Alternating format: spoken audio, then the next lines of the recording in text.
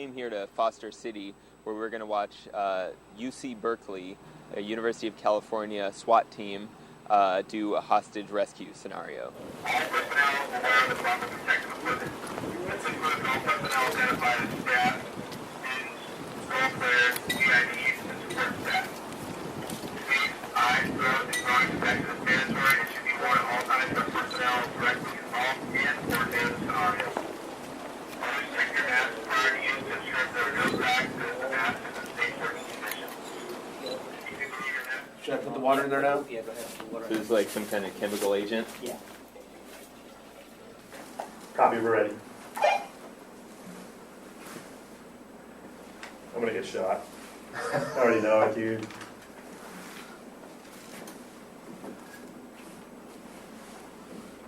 Fiend's yelling at me.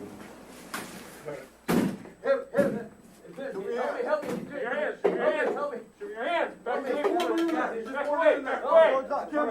Gentlemen, we have a chemical. We need to pull our person out. Get these guys out of here. Pull them out. Put your hands on your face. Cover it. Keep him covered.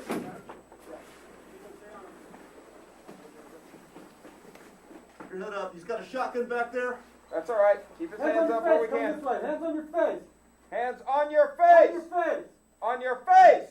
Someone cover me. I got a holster up, bro. Okay, pull him around the corner. Pick him up. Get him out of the building. Quickly. We've got this. Let's get that guy out of there. You, come towards us. Keep your hands on your face. Turn around. Face away from us. Back towards us. Quickly. Back up towards me. Quickly. Pull him out of the room. We're exfilling, Billy. Yes, we are exfilling. It was actually around 92, 94. There was an attack on the chancellor at his residence, which is on campus. Okay. Uh-huh. And we realized at the time that we didn't have any resources to deal with that kind of threat when it took place. Okay. So, and I think about 15 years before, they had some kind of semblance of a SWAT team. Uh-huh. So Okay. they regenerated the idea of I see. activating a SWAT team. And then since then, you guys have kind of branched out to doing what kind of stuff? Well, since then, we train for everything. We train for every eventuality, barricaded subjects. Like I said, most of what we do is high-risk warrants. Uh-huh.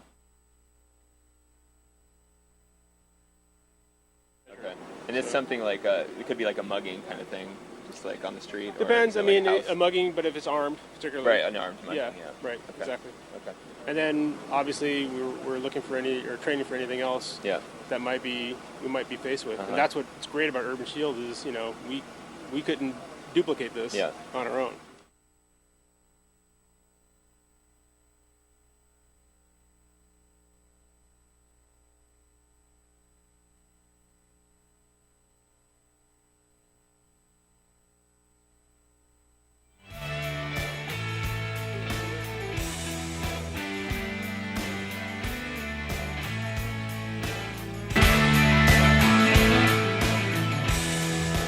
All right, here we go, that magic time when the pledge drive continues and we ask for your help. And, so many of you have, and we appreciate that very, very much.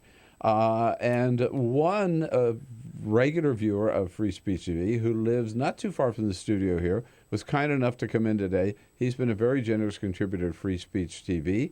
Craig Kellerman lives on Capitol Hill in Washington, D.C., and Craig, thanks for stopping by.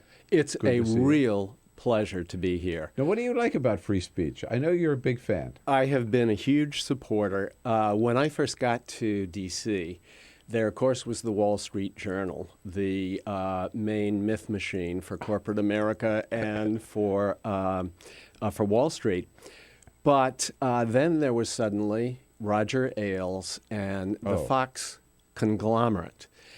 And they are major myth makers, probably better than Homer. They rapidly and cannily took over the TV stations, the press, in a way that had not been envisioned by liberals. Mm-hmm. You had Rush Limbaugh. You had Fox News, and Fox News purveying itself as real news. when in fact they were making their own news. It was absolutely outrageous, and there was really no other outlet for liberal news or for news in general. Yeah. And the lovely thing about Free Speech TV was it was news that was also truth. It wasn't just a liberal slant. It was real news. And the first antidote, if you will, that we had to Fox News, Rush Limbaugh, and it's a crucial antidote because they have, let's face it, a decade jump on us, at least a decade's jump. Yeah, right. They have been out there for a long time doing what we're just starting to do. And your program most admirably, but also Amy Goodman, Tom Hartman, David Packman, wonderful, wonderful journalists who are getting the word out there.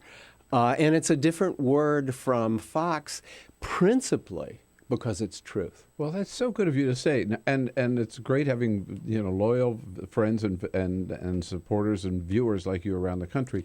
What is your message to other people watching about helping Free Speech TV? Give, and I'll show you what I mean. I'm surprising Bill with a check for $1,000. Oh my God! We need $1,500 a day, and it's we, you out there and me, we need Free Speech TV. So my challenge to you viewers out there is if just five of you will give $100, we will meet his $1,500 a day goal. So we need to do this together. Okay, folks? All right. Can't thank you enough. You heard it. I can't say it any better than Craig Kellerman has said. And you know how to do it. You go to 877-378-8669 or to freespeech.org. Craig. And give. Thank you. Thank you so much. It was great being here. Thank you for having me, Bill.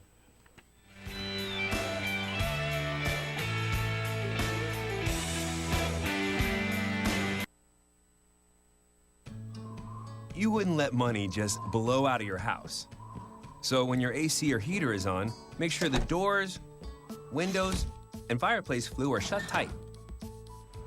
If you're headed out, turn down the AC or lower the heat by 10 degrees. And always keep your water heater set at 120.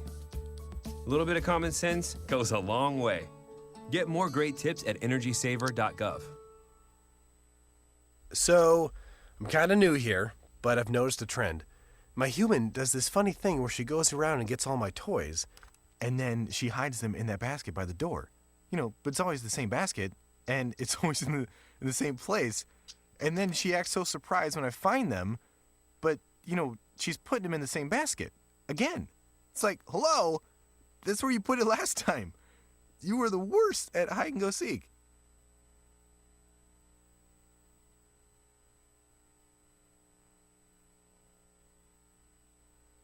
What the frack? What the frack? What the frack? What the frack? President Obama, are you fracking kidding me? Reopen the EPA studies. In Texas, Wyoming, and Pennsylvania. Fracking pollutes our oceans. Fracking poisons our water. Fracking makes climate change worse. Fracking relies on toxic chemicals that cause cancer. Ban fracking now. Ban fracking now. Go on. Ban it. Ban fracking now. Please.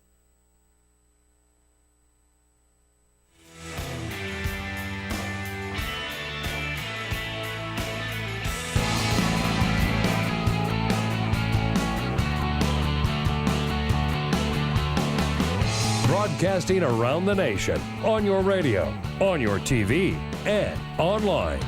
This is The Bill Press Show. Hey, good morning, and welcome to The Bill Press Show. I am your guest host, sitting in for the imitable Bill Press. I'm Goldie Taylor. You can catch us online at BillPressShow.com. Of course, we're live on Free Speech TV and TawkrTV. Those of you on the Dish TV and Dish Network, you can catch us here and tweet us at BP Show. Tweet us this morning, or you could hit me up. We're going to be talking about a lot this morning at 866-55-PRESS. Again, I'm Goldie Taylor, and I'm sitting in for Bill Press. But first... Hey, Goldie, how you doing? Good morning, Peter. Thank you so much for coming in. Hey, I'm glad to be here. Happy Friday. This is your first go-around on the guest host front. We're happy to have you in. We've had you in as a guest before. Yeah, So I'm a friend of Bill. This will be fun. I'm really excited for this. Yeah, she's not just a guest; she's a friend of Bill. Yeah, I didn't mean to give you the emotion. I am an FOB. Good morning, Lisa. Good morning. Happy Friday. Cipriano, you over there? Good morning. Good morning. So, thanks, guys, for having me. I am truly, truly, truly excited to do this stuff this morning. We've got a lot to get to. I'm going to let Peter handle us on the news this morning. Let's do the full court press. To run us up on the full court press. This is the Full Court Press. Just a couple of other stories making news. All right, Goldie. CNN had an actual whole big story yesterday, and it centers around this one trend among women. They are letting armpit hair grow back. This is a trend. You can... Not in my family. Blame Madonna for this. So there are it all started with Madonna. Yeah. Madonna was the first one really in these modern times where she posted some pictures of her with hairy armpits. I'm not saying good or bad. I'm just putting it out there. It's nasty. Some people some women have embraced this idea. They say that this is a very feminist embrace of your natural body, and that they want to let their armpit hair grow, and that they shouldn't have to shave anymore. I'm just putting that out there. Your thoughts? I'm as progressive as I am. I'm still a Southern woman, and we don't do hair under the arms, on the legs. I mean, it's kind of amazing. To each his own, really. I just need you to be clean. Yeah, Just make sure to keep it right. Yeah. And then whatever's under your arms has nothing to do with what's in your brain, so it doesn't bother me personally. It's a look that I would have a hard time embracing. You're not a lover of the hair under the arms. No, I'm not. Who shaves their under armpits? Who? LeBron James. No way. Yes, he does. He shaves his underarms, which is becoming a trend among men. So it's. I think manscaping is a thing. Manscaping is a thing, and women who don't want to do as much scaping, and more power to you, sister girl. Okay. Absolutely. I gotta say, I went to school in Berkeley, California. Oh my God! And that trend has never died. Yeah, it's still alive and well. For a while. You're right. Yeah. Boston Red Sox third baseman Pablo Sandoval, the Panda, he is benched for a game because he did something he should not have done. During a game, Pablo had to go to the bathroom. So he went to the bathroom, and he took his phone with him, and he did what a lot of people do. He started cruising around Instagram. No.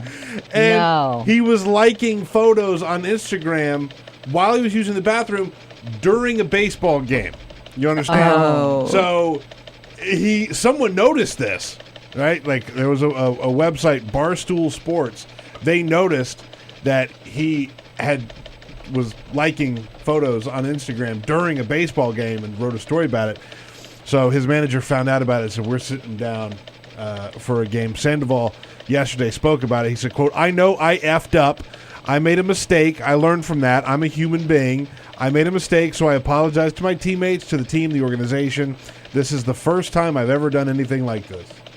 Man, listen. Which, by the way, it's not the first time. It's not the first time. I mean, people are addicted to their phones. Phones go to bed with us. They go to the bathroom with us. They go to the dinner table with us.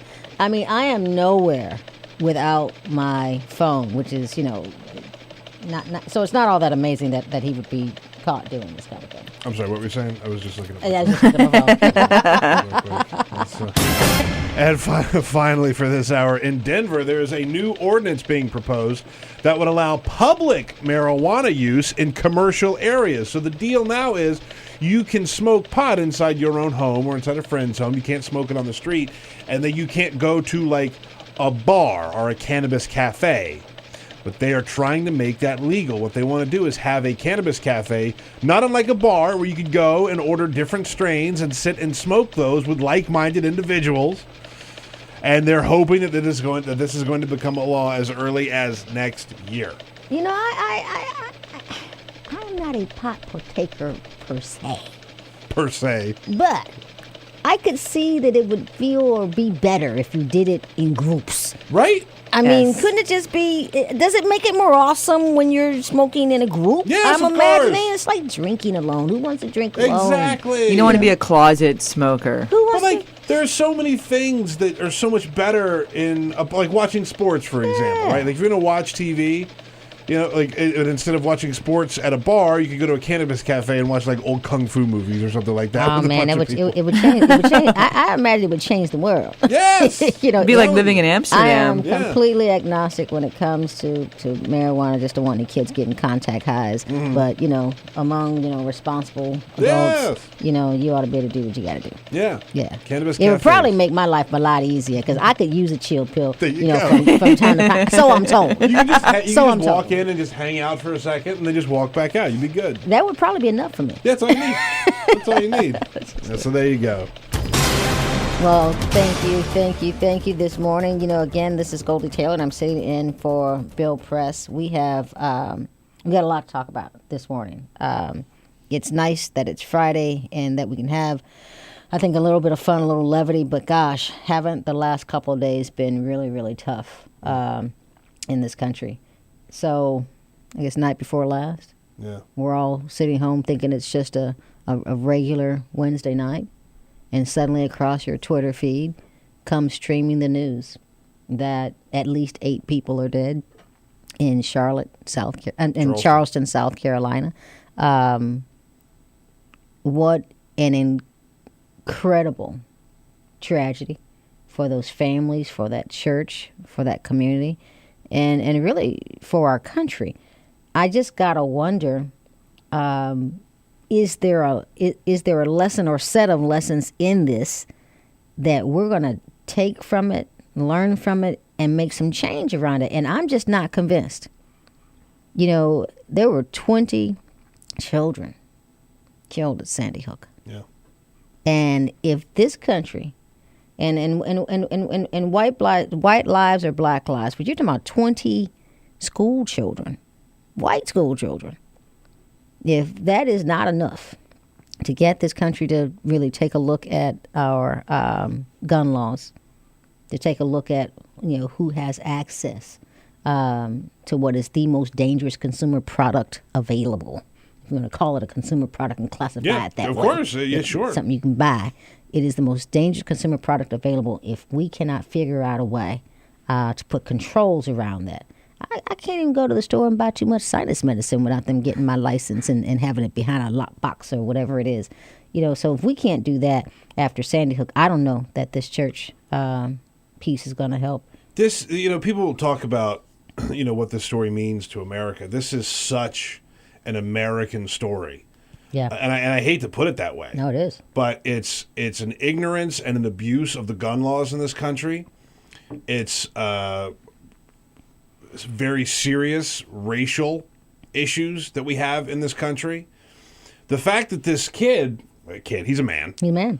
21-year-old man. He's younger than all of my children, so I sometimes call him kid. I know. I have a tendency to call him. I sometimes want to call him kid. He's not a kid. Yeah, he's not, but he's not. No, he's a man. He's a grown man. He's a man, and his father gave him a gun for his 21st birthday, which, you know as well as I do, is not uncommon in the South, especially. Not uncommon, but in this case, likely illegal, and could land the father in jail as well as the son. Right, because this Dylan Roof, the shooter, who was captured in North Carolina, had a couple of arrests already, so he shouldn't have a gun, plain and simple. But when I say it's an American story, it is this ignorance of the gun laws. Yep. It's an ignorance of the racial divide. I mean, you hear all these people that are talking now and saying, "Oh, you know, he told racist jokes. He didn't like black people." But we just kind of thought that was I think one guy chalked it up to Southern pride. Southern pride. Look, I grew up in Charleston, South Carolina. Right. I've heard the phrase heritage, not hate, so many times in my life. And it's BS. It's garbage. Oh, absolutely. These Confederate defenders, and make no mistake, this is a Confederate defender, this man that we're talking about. It's sick. It's sick. It is, and that kind of takes us to the second point around this. While you've got Dylan Storm Roof, walking around with patches, flags on his jacket from South Africa, from what was Rhodesia, apartheid era South Africa, what was Rhodesia, which was an apartheid state, a majority rule state, defender of this Confederate flag. These bodies being pulled out of a church, a governor, Nikki Haley, standing up to talk about how heartbreaking this is. Meanwhile, the flag of the Confederacy is flapping over the state capitol, not even drawn to half staff. And mind you, you can't pull it to half staff because the darn thing has no pulley. And so they've got it affixed up top of flagpole with a padlock. To remove it from the grounds would take an act of the legislature.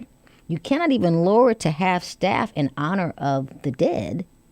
So how ironic is it that this flag, the very flag that this young man is defending, is still flapping, over those bodies? It makes me sick. It really does. This Confederate, I was working in talk radio in Charleston at the time that the Confederate flag came down because it used to fly on top of the state capitol. Yes. And that was a huge fight just to get that down. I was part of the boycott. Of course. Yeah, you know what I'm talking about. We boycotted the entire state of South Carolina until they did something about that flag. So they took it down off of the state capitol, but they still have it on the Capitol grounds, flying in what some people would argue is a place of more prominence because it's right up front and center. It is right up front. And this was supposedly the compromise. They brought an African-American memorial onto the grounds, and they moved the flag so that we could, celebrate this heritage over hate.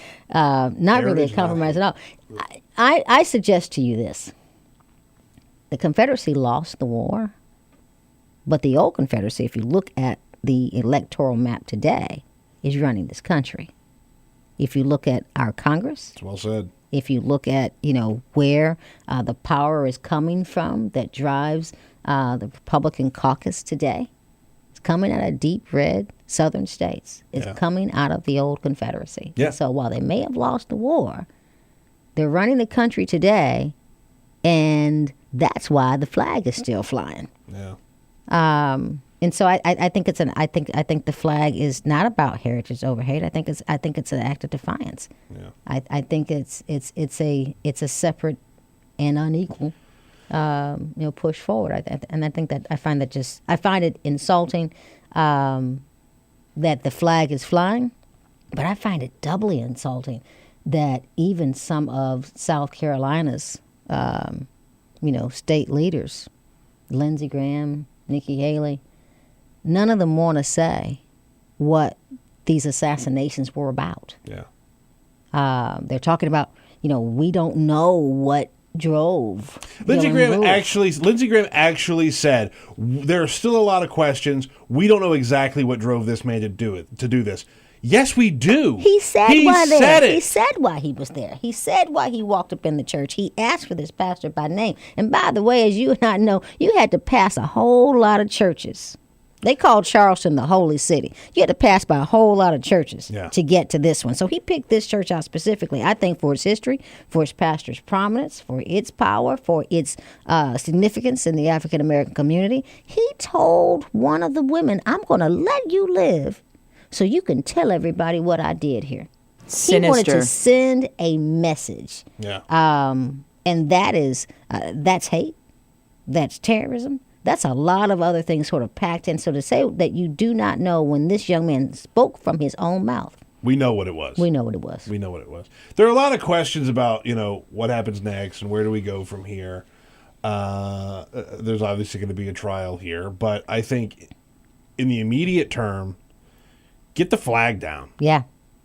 Take the flag, take it down. I'd love to hear what our people have to say about this, by the way. Absolutely. 866-55-PRESS is our phone number. But take the flag down. Take it down. Absolutely. I mean, Ta-Nehisi Coates wrote something about it yesterday. Yeah. On theatlantic.com. I encourage you to check it out. This is the Bill Press Show.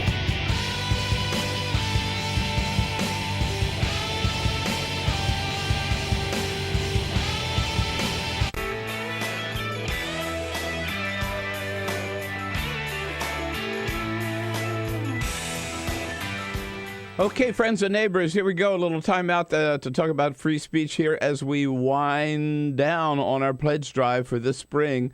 And you've heard me bitch and moan and complain and kind of try to shame you into making your pledge to Free Speech TV. Well, today, a little change of pace because I just want to say good news. Good news. We had our best day ever yesterday. Far exceeded our goal of $1,500 a day, for which we are very, very grateful. Thank you, thank you, thank you.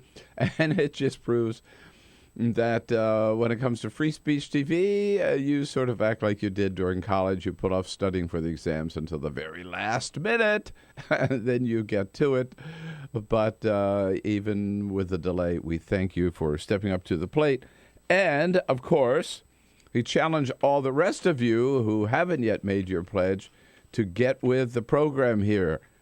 Join the team, join the family, be part of the Free Speech TV club, and make your pledge today. Don't get left out. Don't be just a couch potato who enjoys Free Speech TV without doing your share to make it possible. And again, don't worry about it. Any gift, any one-time pledge you can make, any one-time gift to Free Speech TV, no gift is too small and no gift is too large.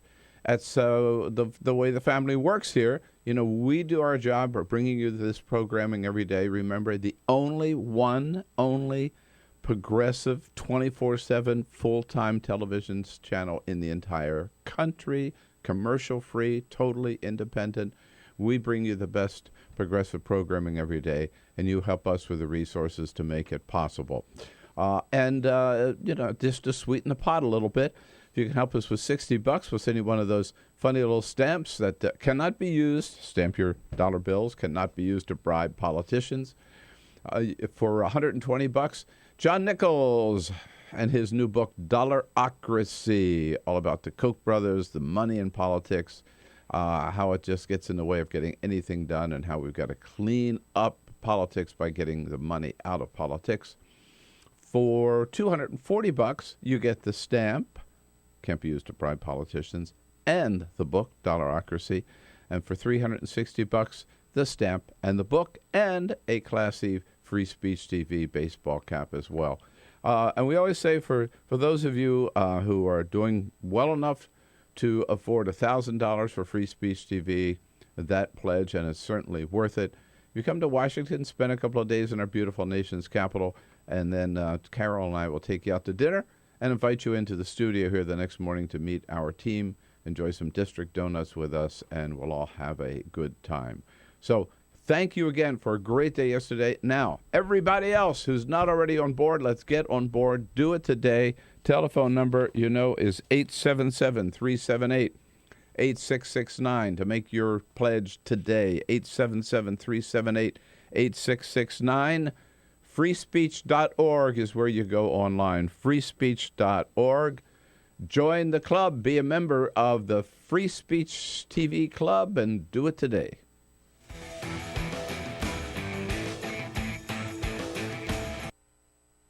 The average text takes your eyes off the road for nearly 5 seconds. At highway speeds, that's enough time to travel the length of a football field. Stop the texts. Stop the wrecks.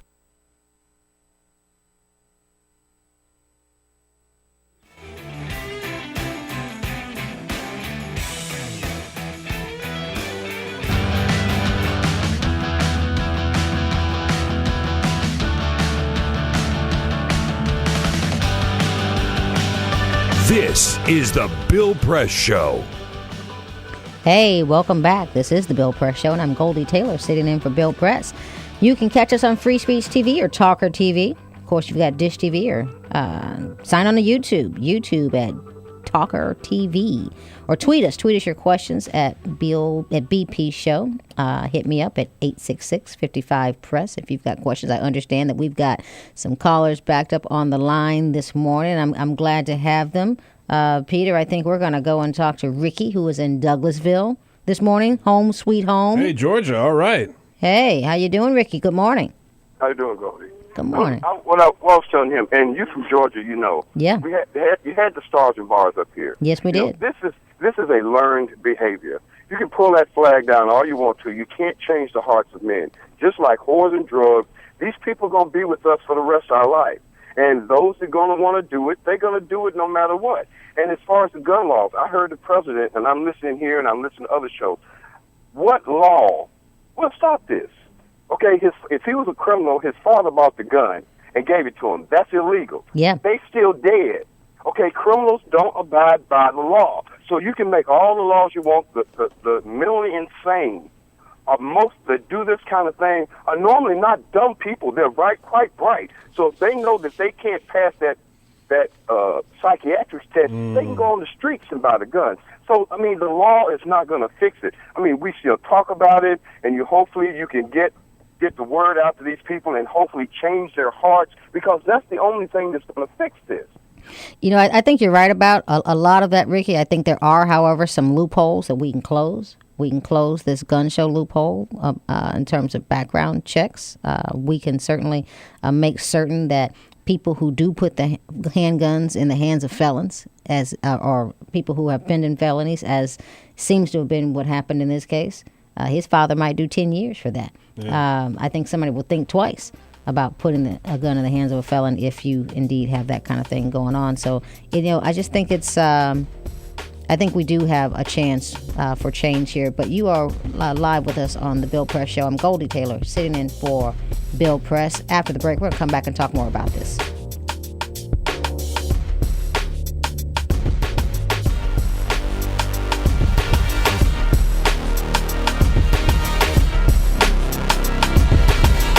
This is the Bill Press Show.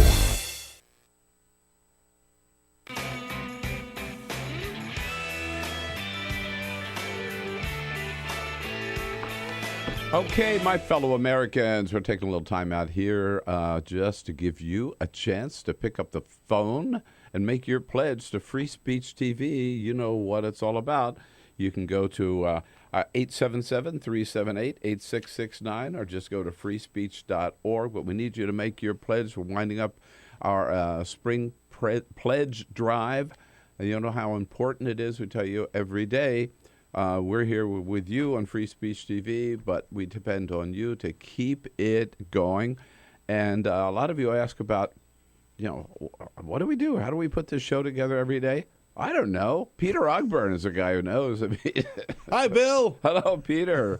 So it's a lot of work putting 3 hours together every day. It is a lot of work to put this show together. I credit you and Elisa for doing it. So when do we get started? Well, we love doing this show. We love having the freedom to do this show the way that we do it. We work all day. We try Which wouldn't be possible except on Free Speech. There's no way. I mean, Right. We've done this for 10 years now. Yes. And the way that we do the show now is so great because we have the freedom to do whatever we want. Right. It's pretty awesome. But we spend all week long. We're calling guests, we're booking guests, we're looking for stories. We're always in constant contact. We have conference calls the day before the show, and then we meet before the show to sort of lay everything out. And one of the things that's been so refreshing to me about all this is it's us. We all get to put this together here with the Bill Press Show team. We've worked together long enough. We know what we're looking for, and we're able to have that freedom here on the great Free Speech TV. Right. And I go to the White House every day, which brings new stuff in. Absolutely. Go to different events. Last night I was hanging out with Justice Sonia Sotomayor and be able to talk to her about, for example, the big healthcare case coming down from the Supreme Court. She didn't tell me how they're going to rule, but so we're on it, and the team, as Peter mentions, it's all of us. We put it all together, but it's all of us and you. I mean, that's the important thing because it's as simple as that. There wouldn't be any free speech without you. So we need your help. You got look at poor Peter. You got to help him out here. I mean, Right? I mean, come on. Give with your hearts, people. Give with your hearts. Keep Peter on the job. And Elisa. I have kids. And Jamie and Cyprian and me and all the rest of our great hosts on Free Speech TV. Again, the number is 877-378-8669. Seriously, this is very, very, very important. We depend on your help. No corporate money. I could tell you that all the time. That's so important. No Koch brothers money, no corporate money, just you. And you got those great gifts coming. We'll give you that little stamp for $60. No, you can't use to bribe politicians, however. For $120, a copy of John Nichols' book, Dollarocracy. For $240, Dollarocracy and the stamp. And for $360, you get the stamp and the book and a Free Speech TV baseball cap. You wear that baseball cap to Washington, D.C. If you help us with $1,000, then Carol and I will take you out to dinner and bring you in to meet Peter and Elisa and the whole gang here. So we need your help and appreciate very much those of you who have already made your pledge, and those of you who haven't, now's the time. Step up to the plate and swing away today. Thank you.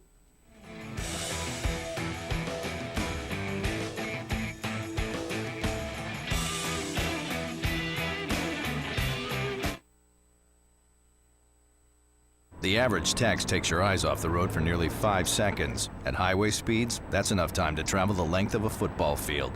Stop the texts, stop the wrecks.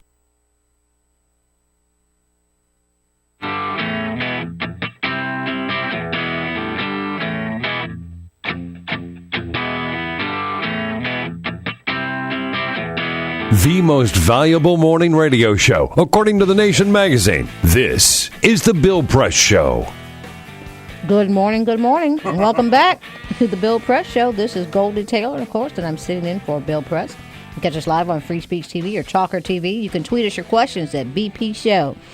Or call us up. Hit me up on 866-55-PRESS. Peter? Goldie, thank you so much for coming in. This is one heck of a topic, man. I can't... this topic is so much because it's sad, it's frustrating, it's... On some levels, it's kind of predictable. It is. I mean, one of the things I keep coming back to, right, is having grown up in this specific area where this happened. Right. Is I knew a lot of people growing up who had these same exact thoughts that this shooter had. Oh, sure. Told the same jokes. Right. Had the same aggression I know these towards people. black people. You know who Yeah, I'm you know talking these about. people. And by the way, down to the very specificity of his argument when he was killing people of, you're raping our people and taking over our country. Well, those are the same kinds of fears that were hoisted in the area around Reconstruction, that, you know, this fear of black criminality, especially the purity of the white female, was always used. It's all. I've kind of vacillated between being angry and frustrated and sad and coming to a sense of resolve around these things. I mean, I've had really just a myriad of feelings sort of piling up. But one of the things that kind of struck me the hardest, I think, is when you had some of these politicians, and we talked about this, saying that we don't know really what this is about. If you can tie, and you've heard members of law enforcement and conservatives say this, if you think you can tie the shooting of police officers to Black Lives Matter protesters, saying they created a culture, you know, they accused them of creating a climate that put police officers' lives in danger.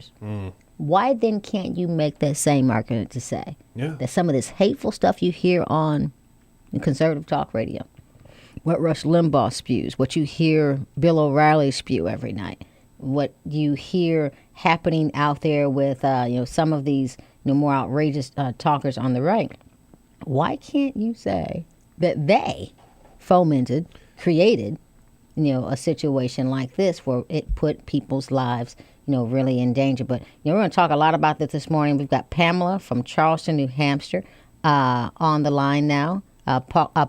Pamela, good morning. It's Goldie Taylor.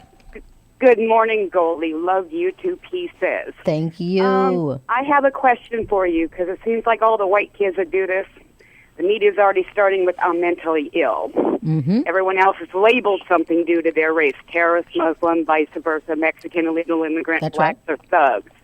I'm afraid, being in South Carolina and they don't have a hate crime law, that he's going to get a white jury and get off. But I think people are forgetting that he killed a United States federal official. Yes, is there any way the federal government can come in if they decide just to give him life because he's got mental issues? He killed a United States senator. Yeah, well, there are a couple of things here. Yes, the federal government can come in. The federal government has a number of ways they can come into this. They can come to this with a federal hate crime statute. They can come into this with terrorism charges. They can come into this with any number of things. They can come in this with federal capital murder charges. They can come into this in any way they can. I think I heard a lot of deference on the Attorney General that's saying, we're going to use every tool at our disposal. But really, it looks like South Carolina is going to take the lead on prosecuting this young man. I think that's just going to be problematic, really at the end of the day. But I want to speak to your other point, Pamela, when you talk about how this young man was classified. Mental illness was raised even before he was captured. The minute we found out he was young, white, and male, people immediately defaulted to there must be a mental illness present. Hate does not require anybody to be mentally ill. Let's put that out there. But if he had been anything else, as Pamela pointed out, he would have been labeled a thug, terrorist, any number of other things if he were anything other than a young white male, and we just automatically defaulted to the mental health issues, which may be present. We don't know. Yeah, look, it could be very... We don't know. That's not the point, though. You're right. I mean, it was before we had a name. Before we had a name. All we saw was him on a surveillance camera photo. Before we had a name, there had to be some of these anchors and pundits and so-called law enforcement experts said mental health issues must be they were diagnosing this kid before they knew who he was. Young man. And what's crazy to me, there were actually a number of tweets from different people. Chris Cuomo from CNN being one of them. Absolutely. Who said, well, we think this is a white man. We're just going by what the police told us, but he could be any color. It could be a black man. It could be somebody else. We're just going by what the police told us. I call that Rachel Dolezal syndrome. Yeah. But you got right. Now that we've had her. I mean, we saw the video. We saw the video, the and you had witnesses at this church who all said, it was a white young man in his early 20s. He's been here to this church before. Right. We know who we know what he looks like. I mean, it's the same thing going on right now with the Aurora, Colorado movie theater shooting, where that trial is still going on, and they have all these psychiatrists saying, oh, no, he wasn't in the right frame of mind. But, I mean, this kid was literally intent upon what he did, obviously, in Charleston. Absolutely. You're listening to the Bill Press Show. I'm Goldie Taylor, sitting in for Bill Press. We're going to get to Anita, on the line, holding on for us. But I just want to say that some of these anchors, pundits out there trouble me. I saw the tweets that came from Chris Cuomo. I have general respect for Chris and what he does. Yeah, I do too. But every once in a while, that's a dumb tweet. That's a dumb tweet.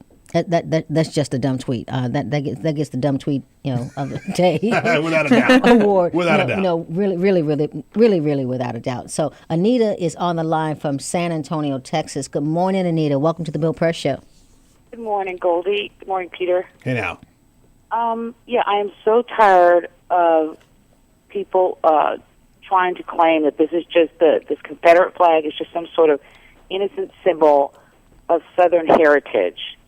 And the name of the street this church was on? Calhoun. Calhoun? Yes. This is the way it is in the South, though. Even in Austin, at the University of Texas, they have a Jefferson Davis statue that is still standing there. I drove here on Jefferson Davis Highway this There's morning. a prominent highway here prominent in D.C. highway area, here in D.C. I mean, there are high schools, elementary schools across the South, named for Bedford Forrest, named for a number of other folks. I will say that in Atlanta, where I spent a good part of my adult life, we began scrubbing off, street signs and buildings, and we don't mind changing the name of something, at least in Atlanta. But get outside of 285 and things are really different. The Confederate flag is not an innocent symbol. There's a very weird thing that if you haven't spent a lot of time in the South, you just don't understand of how the South and Charleston specifically has a very, very, very shady past. Oh, yes, absolutely. But in a lot of ways, like they've whitewashed some of it, but they don't run from a lot of their flaws, right? Absolutely. For example, if you haven't been to Charleston, there is a main drag on Market Street, and it's an outdoor market. And you go through and you could buy your tchotchkes and your trinkets and your touristy, T-shirts and hats and all this type of stuff. That is where they sold slaves. Absolutely. That is why it's Market Street. Because it is the slave market. And white people push strollers up and down that market all day long, buying things. And there are women of color who are selling sweetgrass baskets on the side of the street. Sure. And it's this weird racial dynamic that constantly exists in Charleston and in a lot of the South, but specifically here in Charleston, because there are so many areas of Charleston that are just very, very black, proudly black. Absolutely. And there are other places that are affluent and white, and they're blocks away from each other. You can cross over just a number of blocks and run from one community to the other. I mean, it's mansions. It's a very odd kind of juxtaposition there in Charleston. I found something that I thought was just incredibly interesting about sort of the irony in this story is that Pinckney, Pastor Pinckney, 41 years old. Clementa Pinckney, right? Clementa Pinckney is the sign of slaves. I mean, his family has been lifelong in the Charleston area, and they are descendants from the Pinckney plantation. Charles Pinckney, that name might sound familiar, is the author of the U.S. Constitution. Yeah. His slaveholder was a signer and author of the Constitution, and in his bloodline there are 7 South Carolina governors. Good grief. That this man gave birth to as, father, grandfather, that kind of thing. But on the other hand, one of his slaves, their bloodlines, gives birth to Clementa Pinckney, who goes on to be the pastor of the church that Charles Pinckney and his ilk burned down. And so what a great irony. That is such a...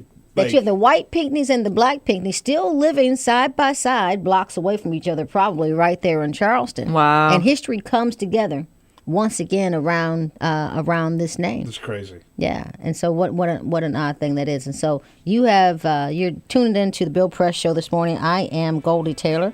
We're going to continue this conversation. You can hit us up at 866-55-PRESS or tweet us your questions at BP Show, and we'll be right back after the break.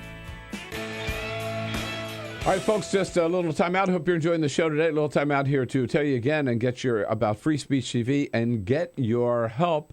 And, we reach out to you, all of our viewers around the country, during these pledge drives, ask you to help. And we're so grateful when you do.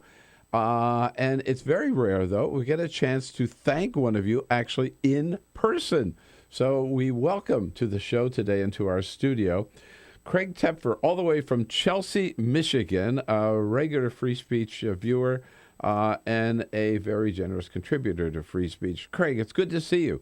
It's good to be here, Bill. Thank you for coming in all the way from Chelsea, Michigan. I know last year we met because you were made a $1,000 pledge. You and your daughter came. Carol and I, we all went out to dinner together. Had a good time. That was a lot of fun. Had a great time. Right. And it's good to see you back. So tell us again, why do you really like Free Speech TV?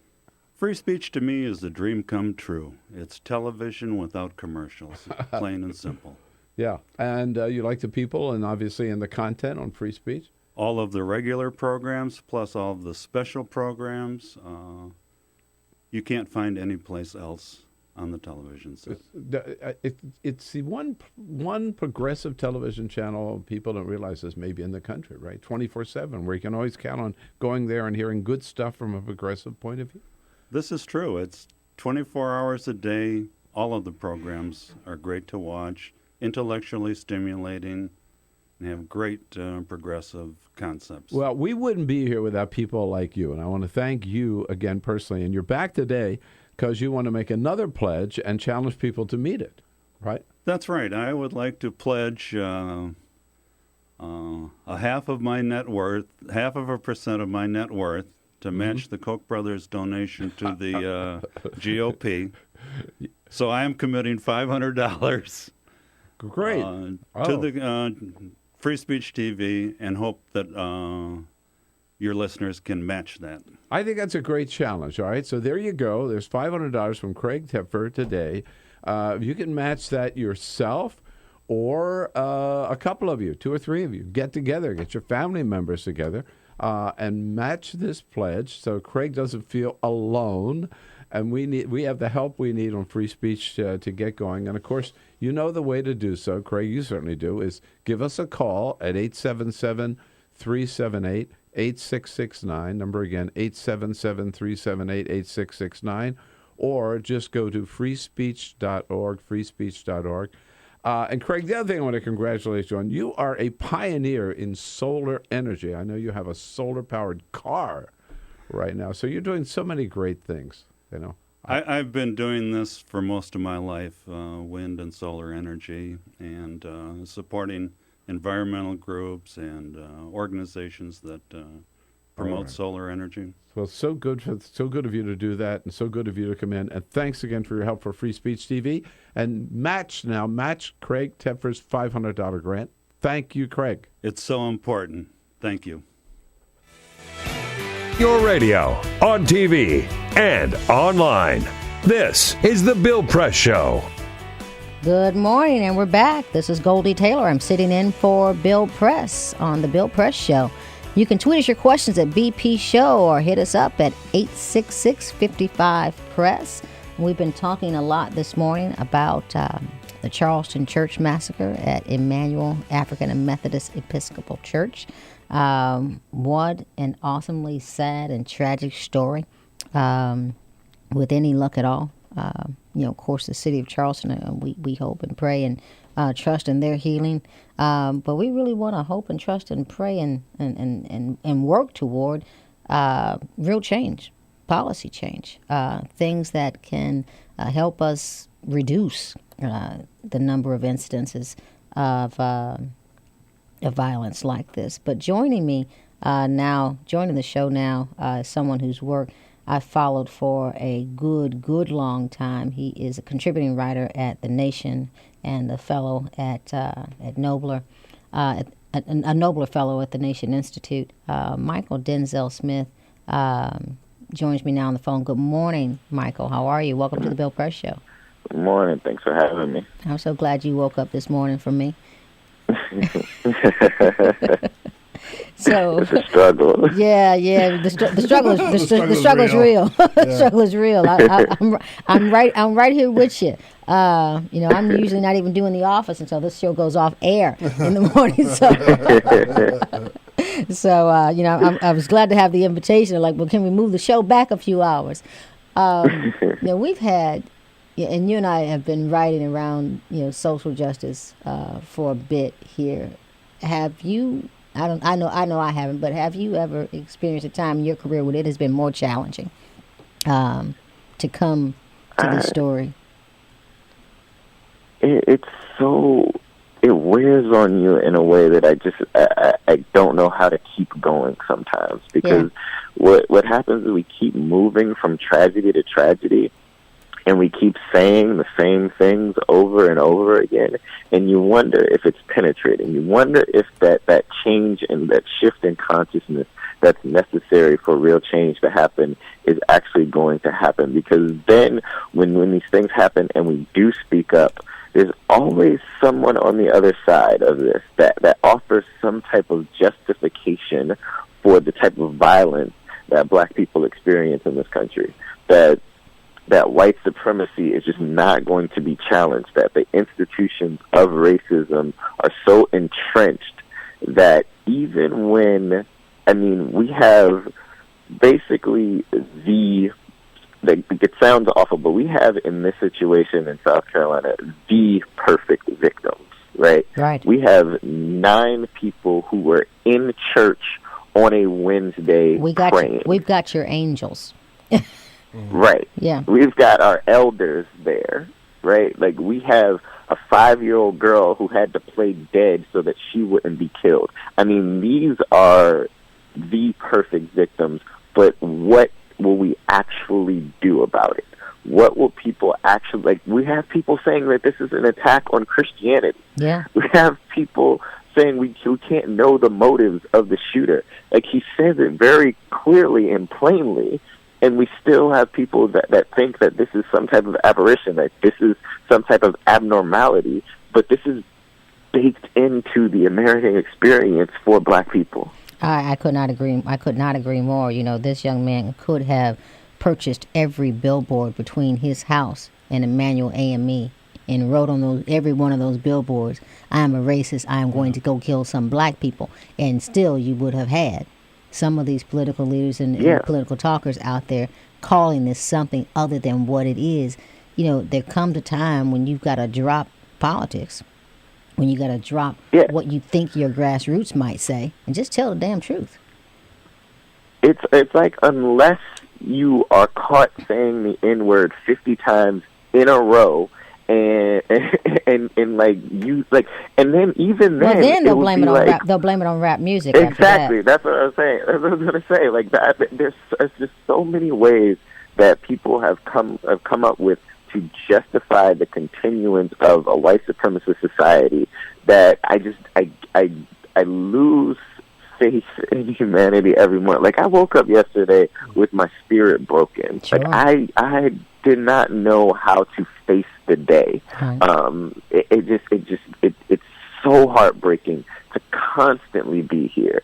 And I just wonder, white folks, where are y'all at when this is being done in your name? Like, if you claim that you're a good person, you claim that you're for equality, this is being done in your name. This young man went in that church and said, "You're raping our women, and you're trying to take over our country." He did that in white people's name, and no, where are the white folks that are standing up and saying, "We will not tolerate this, and we will change this"? You know, I hear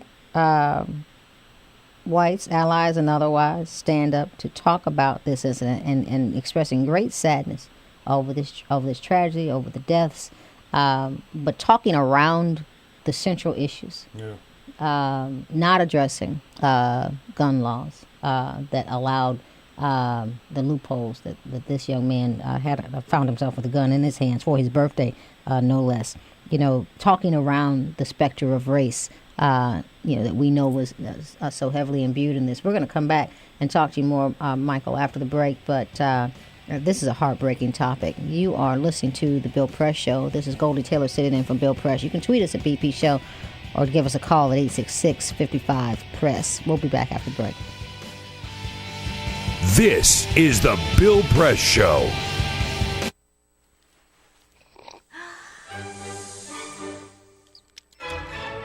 When I started learning about nutrition, about which, by the way, much less is known than you might think, I learned that what mattered most about one's health was not necessarily the nutrients, good or bad, that you were consuming or staying away from, or even the calorie counts. But what predicted a healthy diet more than anything else is the fact that it was being cooked by a human being and not a corporation. Corporations cook very differently than people do. They use vast amounts of salt, fat, and sugar, much more than you would ever use in your own cooking. And the reason they do that is those are three incredibly attractive and incredibly cheap ingredients. And when they're layered properly, as in a chip or pastries and forms of junk food, they're incredibly addictive. They really press our buttons. They activate our dopamine network, our cravings. And in fact, people in the industry, they don't talk about addiction in the food industry, even though they traffic in addiction. They talk about craveability. It's the same thing. And snackability is another term they use. It's a lovely word. And then the last point about corporate cooking that's important to understand is they cook different stuff than you do at home. What they're good at, in general, they don't cook that well, but things like chips, they cook incredibly well. And here's a classic food that if you make it yourself, if you've ever made French fries, you have to wash the potatoes, you have to peel the potatoes, you have to slice the potatoes, you have to fry them in a lot of oil, you have to spatter your entire stovetop, you have to clean up, and then you have this pot of oil you have to get rid of. I mean, it's really difficult, and it's a pain. They're wonderful, but it's a pain. And if you make them yourself, you'll only eat them every 6 weeks, 2 months, because it's too much work.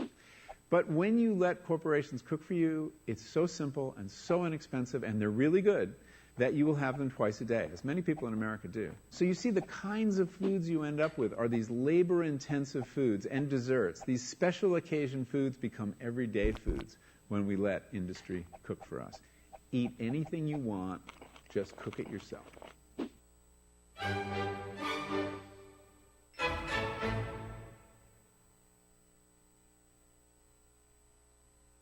So, I'm kind of new here, but I've noticed a trend. My human does this funny thing where she goes around and gets all my toys, and then she hides them in that basket by the door. But it's always the same basket, and it's always in the same place. And then she acts so surprised when I find them, but, she's putting them in the same basket. Again. It's like, hello? That's where you put it last time. You were the worst at hide and go seek.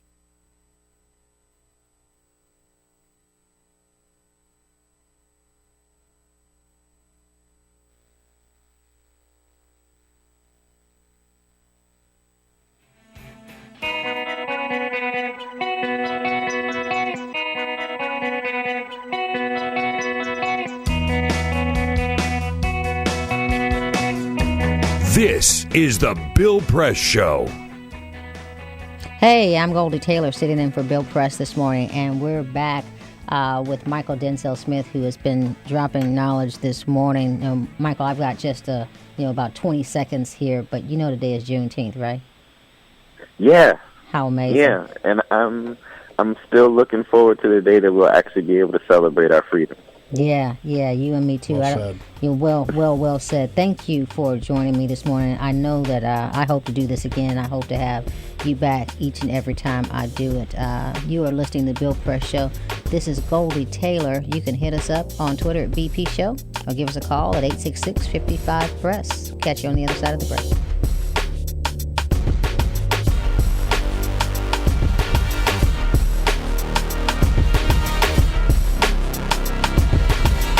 This is the Bill Press Show. What the frack? What the frack? What the frack? What the frack? President Obama, are you fracking kidding me? Reopen the EPA studies in Texas, Wyoming, and Pennsylvania. Fracking pollutes our oceans. Fracking poisons our water. Fracking makes climate change worse. Fracking relies on toxic chemicals that cause cancer. Ban fracking now. Ban fracking now. Go on. Ban it. Ban fracking now. Please. All right, here we go. That magic time when the pledge drive continues and we ask for your help. And, so many of you have, and we appreciate that very, very much. And one regular viewer of Free Speech TV who lives not too far from the studio here was kind enough to come in today. He's been a very generous contributor to Free Speech TV. Craig Kellerman lives on Capitol Hill in Washington, D.C., and Craig, thanks for stopping by. It's a real pleasure to be here. Now, what do you like about free speech? I know you're a big fan. I have been a huge supporter. When I first got to D.C., there, of course, was the Wall Street Journal, the main myth machine for corporate America and for Wall Street. But then there was suddenly Roger Ailes and the Fox conglomerate. And they are major myth makers, probably better than Homer. They rapidly and cannily took over the TV stations, the press, in a way that had not been envisioned by liberals. Mm-hmm. You had Rush Limbaugh. You had Fox News, and Fox News purveying itself as real news, when in fact they were making their own news. It was absolutely outrageous, and there was really no other outlet for liberal news or for news in general. Yeah.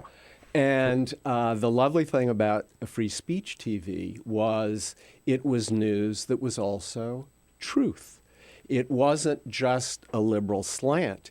It was real news. And the first antidote, if you will, that we had to Fox News, Rush Limbaugh, and it's a crucial antidote because they have, let's face it, a decade jump on us, at least a decade's jump. Yeah, right. They have been out there for a long time doing what we're just starting to do. And your program most admirably, but also Amy Goodman, Tom Hartman, David Packman, wonderful, wonderful journalists who are getting the word out there. And it's a different word from Fox, principally because it's truth. Well, that's so good of you to say, and it's great having loyal friends and supporters and viewers like you around the country. What is your message to other people watching about helping Free Speech TV?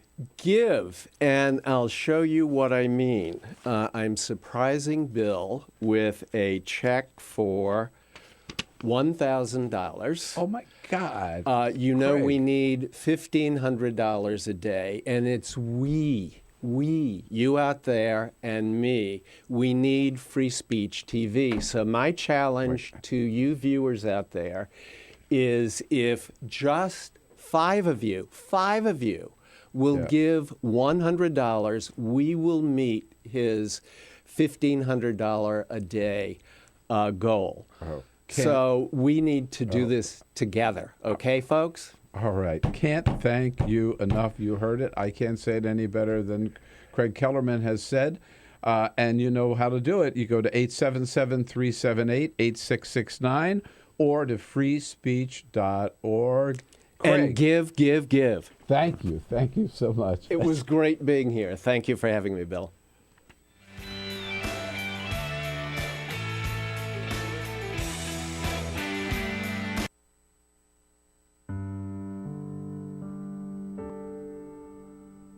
A few years ago, plastic bag waste in our city came to a tipping point. It was clear we had a bag problem. My department was tasked to reduce plastic bag consumption. We needed to come up with ways to change human behavior. So we asked ourselves, would you like it back? What do people really hate? Yep. Getting punched in the stomach. Preliminary studies showed that the consequences weren't severe enough to warrant behavioral change. Actually, can I get that double bagged? So we thought, what do people hate more than getting punched in the stomach? Kissing Helga. Hey, big boy. People didn't find her so offensive after all, so we had to get creative. How many bags? Okay, now, pour this ice water down your pants. We tried everything.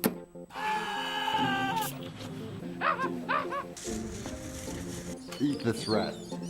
Defuse this bomb. Even fighting your clone. After blowing through millions of dollars of government funds on research, I came up with a brilliant idea. Why don't we just charge 5 cents per bag? That's a stupid idea. Would you like a bag? Yes. 5 cents a bag. 5 cents? 5 cents? Do I still have the option of getting punched? Honestly, I don't know how everyone else missed it. Why don't you just get a reusable bag?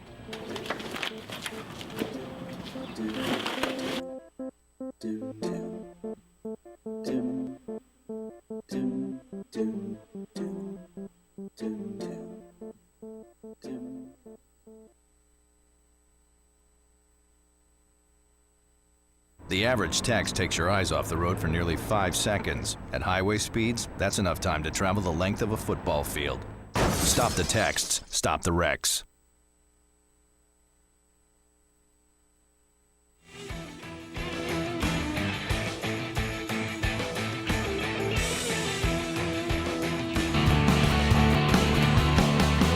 Broadcasting around the nation, on your radio, on your TV, and online.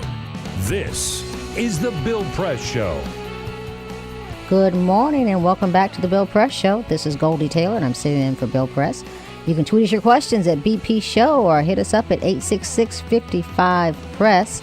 You know, we've been talking a lot about the Charleston, South Carolina massacre this morning. You know, I want to thank you guys for having me in this seat. What an honor. Peter, Alyssa, Jamie, Cyprian. Thank you for being here. Thank you guys. You know, for all of your help, your awesome wisdom this morning, running these boards and keeping me within the lines. But gosh, isn't this just the toughest subject, you know, to have to deal with and try to deal with it, you know, as evenly as you can. Yeah. You know, and you being from Charleston, this has just got to be heartbreaking stuff. Well, there's so many layers to the story, right? And we're seeing that play out, right? You've got the gun issue, you've got the racism issue, you've got the violence issue, you've got the deep rooted racism involved in that part of the country. Absolutely. And it's all come out in this one story. It's brutal. It is brutal. You know what I've never seen ever in my whole life? I've never seen anyone who was bigoted or racist admit to being so. You won't have anybody say, you know, they'll say, yes, I'm proudly conservative. Yes, I'm proudly a liberal. No one's going to say, yes, I am proudly a racist. Right. You know, they're just, they never give in to that. You know, we're going to talk more about that.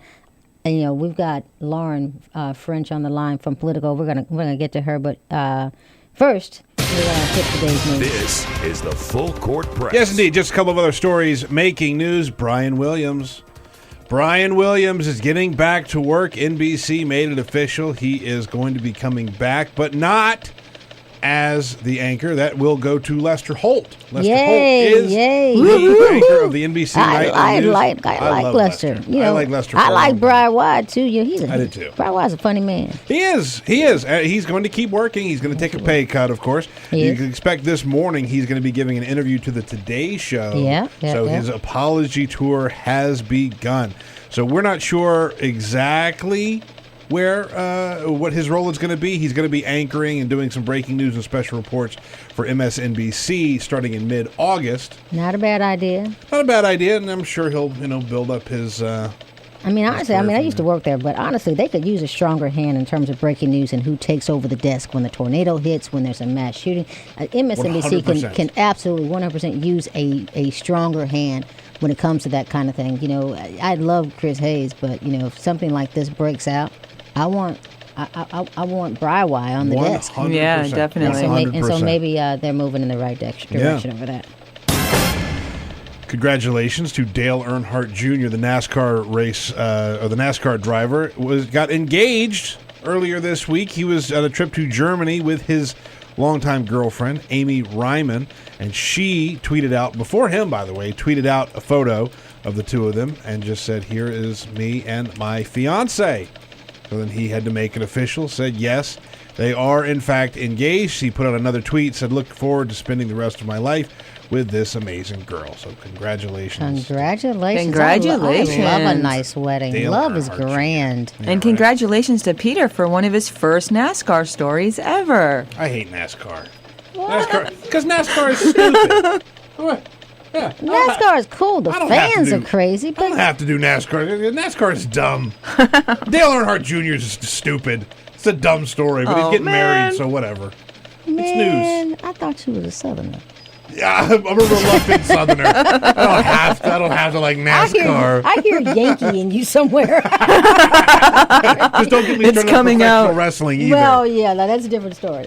Huge news for fans of Walter White from Breaking Bad. Vince Gilligan, the creator, has revealed that Walter White will make an appearance in the spinoff series Better Call Saul. Hell yeah. Right? I'm so excited about this. Better Call Saul, the first season aired earlier this year. We're going to have more seasons coming forward. Bob Odenkirk playing the role of Saul Goodman.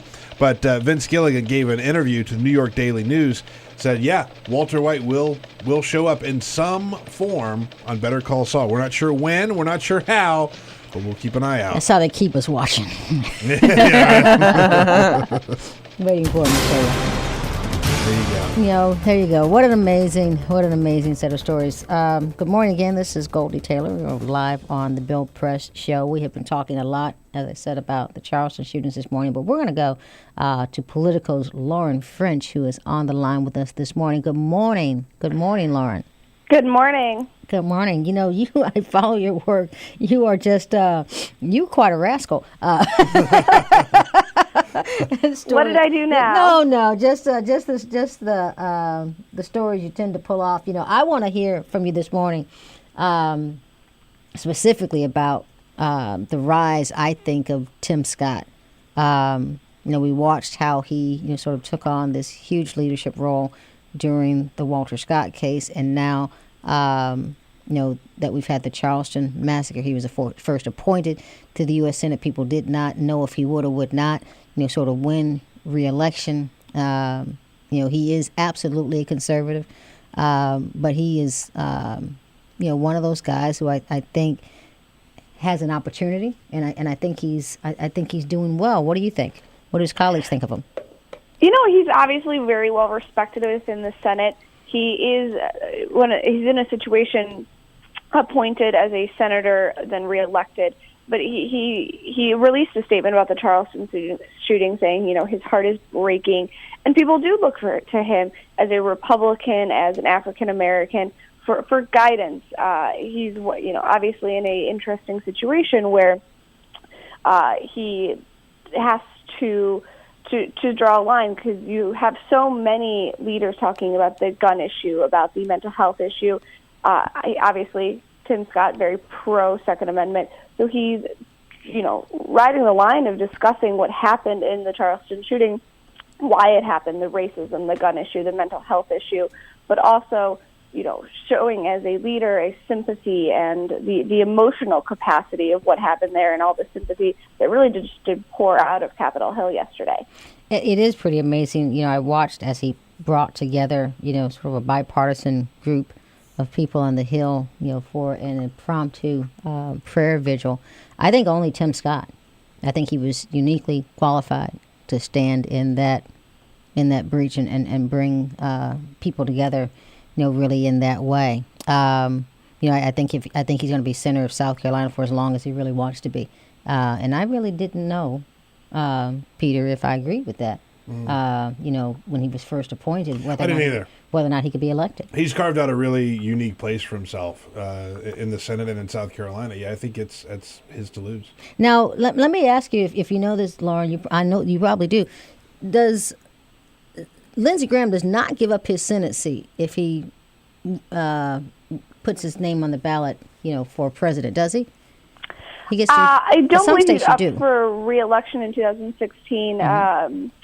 He's obviously a candidate. So if he wins, which is a total long shot, of course, he would give up his seat.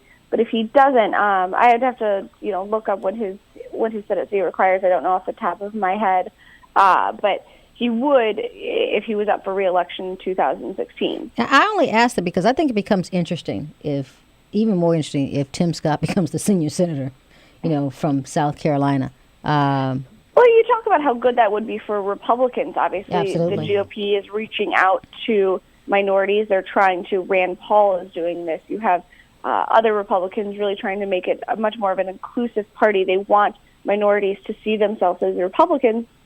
And Tim Scott is a, very good figurehead for that effort, saying that, the Republican Party can include all, and that will be very important in both the 2016 presidential year elections, but every election going forward as America becomes more diverse, and because as more minorities become, are voting not just for Democrats, which has been the long history, but now for Republicans too, and having someone like Tim Scott being in the Senate shows African American Republicans that they are not alone, that there is someone very high profile that votes and feels the same way they do.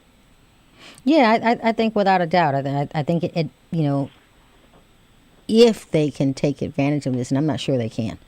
Tim Scott is the vessel through which, of course, they could conceivably do this. But as long as you've got, the Ted Cruzes of the world out there owning a good bit of the grassroots. I think it may turn out to be problematic. But Lauren, I also want to ask you. In recent days, we saw a lot of people suspend their campaigns, at least for the day, in the wake of the Charleston news. Hillary Clinton was in Charleston, wheels up before the shooting happened, but Jeb Bush had an event planned, canceled. Even Donald Trump had an event planned, canceled that. And and up until now, everybody kind of thought that Jeb Bush and Hillary Clinton would face off in 2016. And then you had 15 or 16, even more, Republican candidates sort of pile into the race. Do you think that puts Jeb in significant jeopardy? Is his campaign over before it's even begun, or nowhere up but here, no place to go but up from here? And what in the hell is Donald Trump doing? Please tell me. Well, Donald Trump is, obviously has a lot of name recognition, mostly because he's been running for president, I think, for the last 4 cycles now, not to mention his burgeoning television career. But Donald Trump, he might have a lot of name ID. He will likely be on the debate stage in August. But when it comes to being a serious candidate, Donald Trump is not. That is very different, obviously, from Jeb Bush. Now, you have a lot of people getting into the race right now, and everyone's talking about Jindal, Chris Christie, and Ted Cruz and Marco Rubio. But it's really important to remember, and I know that we in the media do a bad job of this with perspective sometimes, that the race is very far off. And the polls that the polls that are in June of 2015 will look nothing like the polls in, let's say, June of 2016. There'll be people who enter, people who exit the race between now and then. Sure. So it's really important to keep perspective on Jeb Bush, that he has one of the best name recognitions. He has the ability to tap most of the Republican money. And what you see over and over again, that despite the rise of the more conservative, the more Tea Party brand of the Republican Party, they nominate establishment candidates who can compete in the general election, Mitt Romney, John McCain, etc. So Jeb Bush has all of those things going for him. But of course, there's always going to be excitement about the new candidate or the candidate who hasn't announced yet. But we'll really tell how the 2016 Republican primary shakes out is not the flashy campaign announcements. It's not Donald Trump riding down on the escalator. It's how these Republicans connect with voters in Iowa and New Hampshire and across the country, and how they really respond to the daily grind of campaigning. Everyone's fresh, everyone's new at the start of the campaign season, but it's, can they hold and inspire people 6 months in, 8 months in, 12 months in, that are really define how this Republican field plays out. And it'll also be money, you saw that it was really quite apparent during the last presidential election. There was always a flavor of the month, and all of a sudden, this candidate, whether it's Newt Gingrich, et cetera, got a ton of money, and everyone was talking about them, and there was momentum stories. But then they kind of trickled off because there wasn't a real, beyond the flash, there wasn't substance. And you're going to see that happen again in 2016, and it'll be up to the candidates to show donors and voters that they have real policy initiatives beyond being exciting for that given moment. Yeah, I think you're right about that. I think in terms of sort of separating the wheat from the chaff, and donors and voters are going to sort of begin to winnow this race down. Volunteers tend to do that. How much volunteer power you can get really speaks to the momentum that your campaign will have. But that takes me back to our friend Donald Trump, who will, for all practical purposes, self-finance. I don't see him as working quite so hard. Running for president is hard work. But I do see him showing up for the debates. I see him showing up when there's an open mic and a television camera. And I think that is where he is his most dangerous. Maybe it will be Donald Trump who helps winnow down the field in some regard. How dangerous is he? I think I read something in Politico recently that, one, you should not underestimate him, but two, he may be bad for the Republicans in this race. Well, he keeps, Donald Trump will attract a lot of attention. He will attract some money, but like you said, he's probably going to be a self-financer. Mm-hmm. And he's going to attract a lot of cameras. That's the great thing about Donald Trump for us in the media, is he's always going to say something very bombastic, very interesting. Yeah, that's just and we can't help ourselves. We trip all over, to cover him. Well, I certainly will not be able to help myself. I want to thank you for joining me this morning, Laura. This has been absolutely awesome. I hope that you will join me again if I'm ever in this chair. We'll see. You are listening to The Bill Press Show. I am Goldie Taylor. Thank you. We're going to catch you again after the break. Tweet your questions to BP Show or hit us at 866-55-PRESS. We'll catch you after the break. This is The Bill Press Show.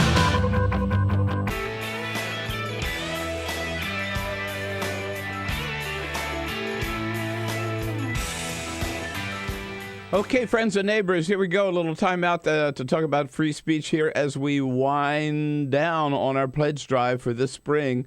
And you've heard me bitch and moan and complain and kind of try to shame you into making your pledge to Free Speech TV. Well, today, a little change of pace because I just want to say good news. We had our best day ever yesterday, far exceeded our goal of $1,500 a day, for which we are very, very grateful. Thank you.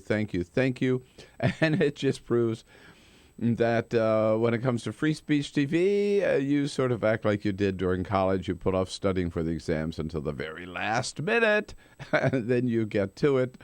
But even with the delay, we thank you for stepping up to the plate. And, of course, we challenge all the rest of you who haven't yet made your pledge to get with the program here. Join the team, join the family, be part of the Free Speech TV club, and make your pledge today. Don't get left out. Don't be just a couch potato who enjoys Free Speech TV without doing your share to make it possible. And again, don't worry about it. Any gift, any one-time pledge you can make, any one-time gift to Free Speech TV, no gift is too small and no gift is too large.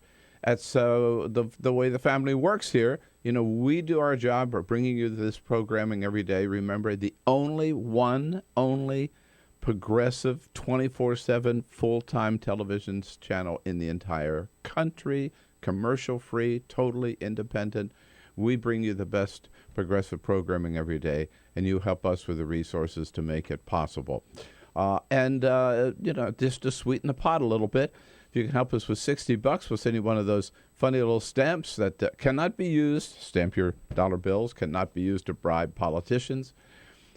For $120, John Nichols and his new book, Dollarocracy, all about the Koch brothers, the money in politics, how it just gets in the way of getting anything done, and how we've got to clean up politics by getting the money out of politics. For $240, you get the stamp, can't be used to bribe politicians, and the book, Dollarocracy. And for $360, the stamp and the book, and a classy Free Speech TV baseball cap as well. And we always say for those of you who are doing well enough to afford $1,000 for Free Speech TV, that pledge, and it's certainly worth it. You come to Washington, spend a couple of days in our beautiful nation's capital, and then Carol and I will take you out to dinner and invite you into the studio here the next morning to meet our team, enjoy some district donuts with us, and we'll all have a good time. So thank you again for a great day yesterday. Now, everybody else who's not already on board, let's get on board. Do it today. Telephone number, is 877-378-8669 to make your pledge today. 877-378-8669. Freespeech.org is where you go online. Freespeech.org. Join the club. Be a member of the Free Speech TV Club and do it today.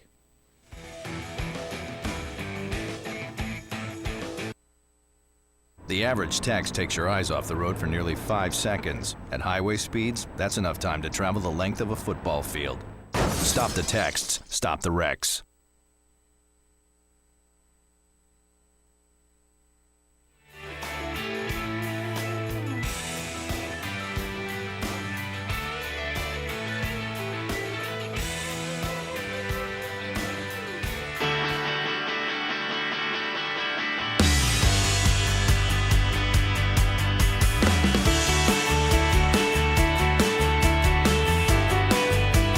This is the Bill Press Show.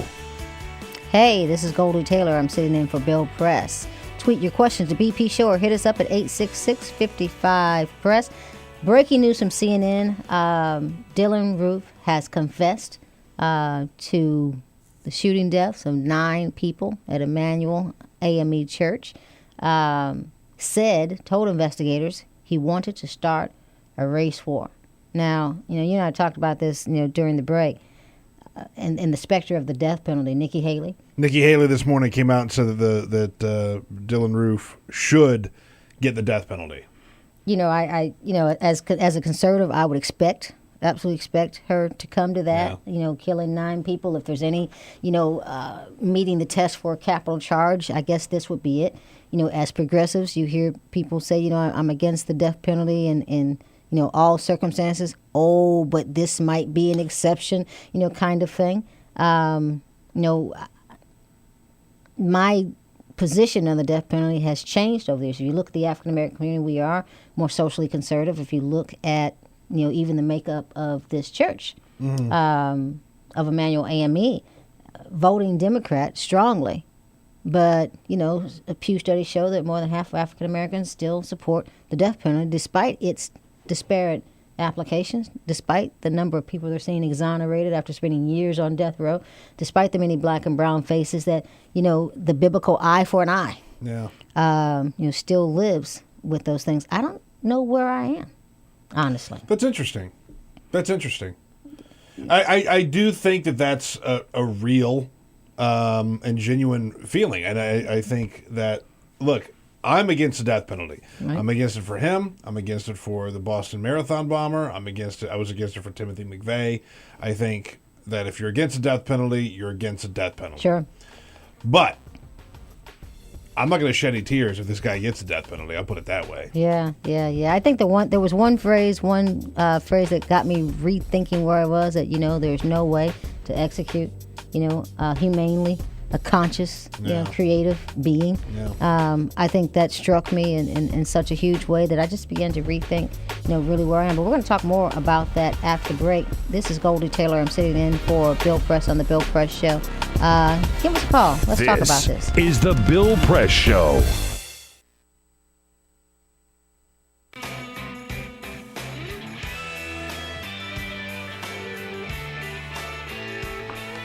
Okay, my fellow Americans, we're taking a little time out here just to give you a chance to pick up the phone and make your pledge to Free Speech TV. You know what it's all about. You can go to 877-378-8669 or just go to freespeech.org. But we need you to make your pledge. We're winding up our spring pledge drive. And you know how important it is. We tell you every day. We're here with you on Free Speech TV, but we depend on you to keep it going. And a lot of you ask about, what do we do? How do we put this show together every day? I don't know. Peter Ogburn is a guy who knows. Hi, Bill. Hello, Peter. So it's a lot of work putting 3 hours together every day. It is a lot of work to put this show together. I credit you and Elisa for doing it. So when do we get started? Well, we love doing this show. We love having the freedom to do this show the way that we do it. We work all day. We try, which wouldn't be possible except on Free Speech. There's no way. I mean, We've done this for 10 years now. Yes. And the way that we do the show now is so great because we have the freedom to do whatever we want. Right. It's pretty awesome. But we spend all week long. We're calling guests. We're booking guests. We're looking for stories. We're always in constant contact. We have conference calls the day before the show, and then we meet before the show to sort of lay everything out. And one of the things that's been so refreshing to me about all this is it's us. We all get to put this together here with the Bill Press Show team. We've worked together long enough. We know what we're looking for, and we're able to have that freedom here on the great Free Speech TV. Right, and I go to the White House every day, which brings new stuff in. Absolutely. Go to different events. Last night I was hanging out with Justice Sonia Sotomayor and be able to talk to her about, for example, the big health care case coming down from the Supreme Court. She didn't tell me how they're going to rule, but so we're on it, and the team, as Peter mentions, it's all of us. We put it all together, but it's all of us and you. I mean, that's the important thing because it's as simple as that. There wouldn't be any free speech without you. So we need your help. You got look at poor Peter. You know, you got to help him out here. I mean, yeah. Right. I mean, come on. Give with your hearts, people. Give with your hearts. Keep Peter on the job. And Elisa. I have kids. And Jamie and Cyprian and me and all the rest of our great hosts on Free Speech TV. Again, the number is 877-378-8669. Seriously, this is very, very, very important. We depend on your help. No corporate money. I could tell you that all the time. That's so important. No Koch brothers money, no corporate money, just you. And you got those great gifts coming. We'll give you that little stamp for $60. No, you can't use to bribe politicians, however. For $120, a copy of John Nichols' book, Dollarocracy. For $240, Dollarocracy and the stamp. And for $360, you get the stamp and the book and a Free Speech TV baseball cap. You wear that baseball cap to Washington, D.C. If you help us with $1,000, then Carol and I will take you out to dinner and bring you in to meet Peter and Elisa and the whole gang here. So we need your help and appreciate very much those of you who have already made your pledge, and those of you who haven't, now's the time. Step up to the plate and swing away today. Thank you.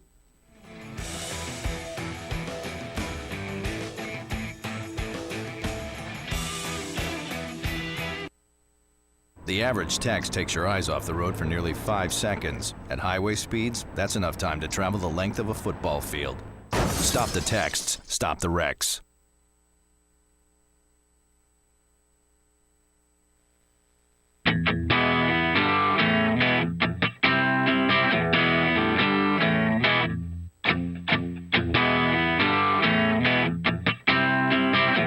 The most valuable morning radio show, according to The Nation magazine. This is The Bill Press Show. Hey, hey, hey, good morning, good morning. This is Goldie Taylor, and I'm sitting in for Bill Press. You can catch us on Free Speech TV, TawkrTV. You can tweet your questions to BP Show, or hit us up at 866-55-PRESS. Joining me now in the studio. Follow this dude's work for a good long time. He takes no prisoners whatsoever, especially not me when I read him in the morning. But Charles Ellison. It's the Philly way. It's the Philadelphia way. That's yeah, what we know about y'all. We heard about y'all. I'm from East St. Louis. Well, I heard about y'all too, right? Yeah. We don't even waste time burying the dead, man. Don't even waste time. Right, good morning. I'm starting to get more worried being in the room with East St. Louis and Philadelphia, both of y'all. You should worry. You should worry. Yeah, there's Yikes. Yeah, you should worry about That's all right, that. though. We set off the smoke detectors just being here. I'm in awesome company, though. Man, listen, thank you. Yeah. It's a strange way to come together, though, isn't it? It is. It's they say we wish we were getting together on better issues and better circumstances to talk about this Charleston shooting. We had Mychal Denzel Smith on earlier today. Right. And I know you write about these issues every day as well. Mm-hmm. Isn't this the work you know you have to do but hate doing? Right. Yeah. Right. Hate that it's necessary. You know, you love the art, but you do have a real distaste for some of the issues, some of the topics and subjects that you have to cover. Yeah. It really is tough on a lot of days, especially a day like this. It's been a very surreal 24, 48 hours. It really has been. CNN just broke the news a moment ago that this young man has confessed to killing 9 people. Said he wanted to start a race war, and we heard some of the statements that he said to the church members. I'm going to leave you alive so that you can tell people what happened. I have to shoot you because you're raping our women. You are taking over our country.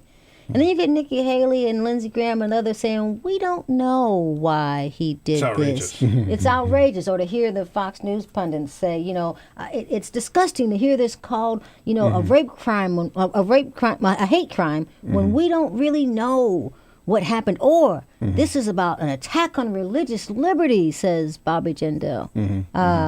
That's just amazing to you. It is. And I wrote about it. It's in theroot.com this morning.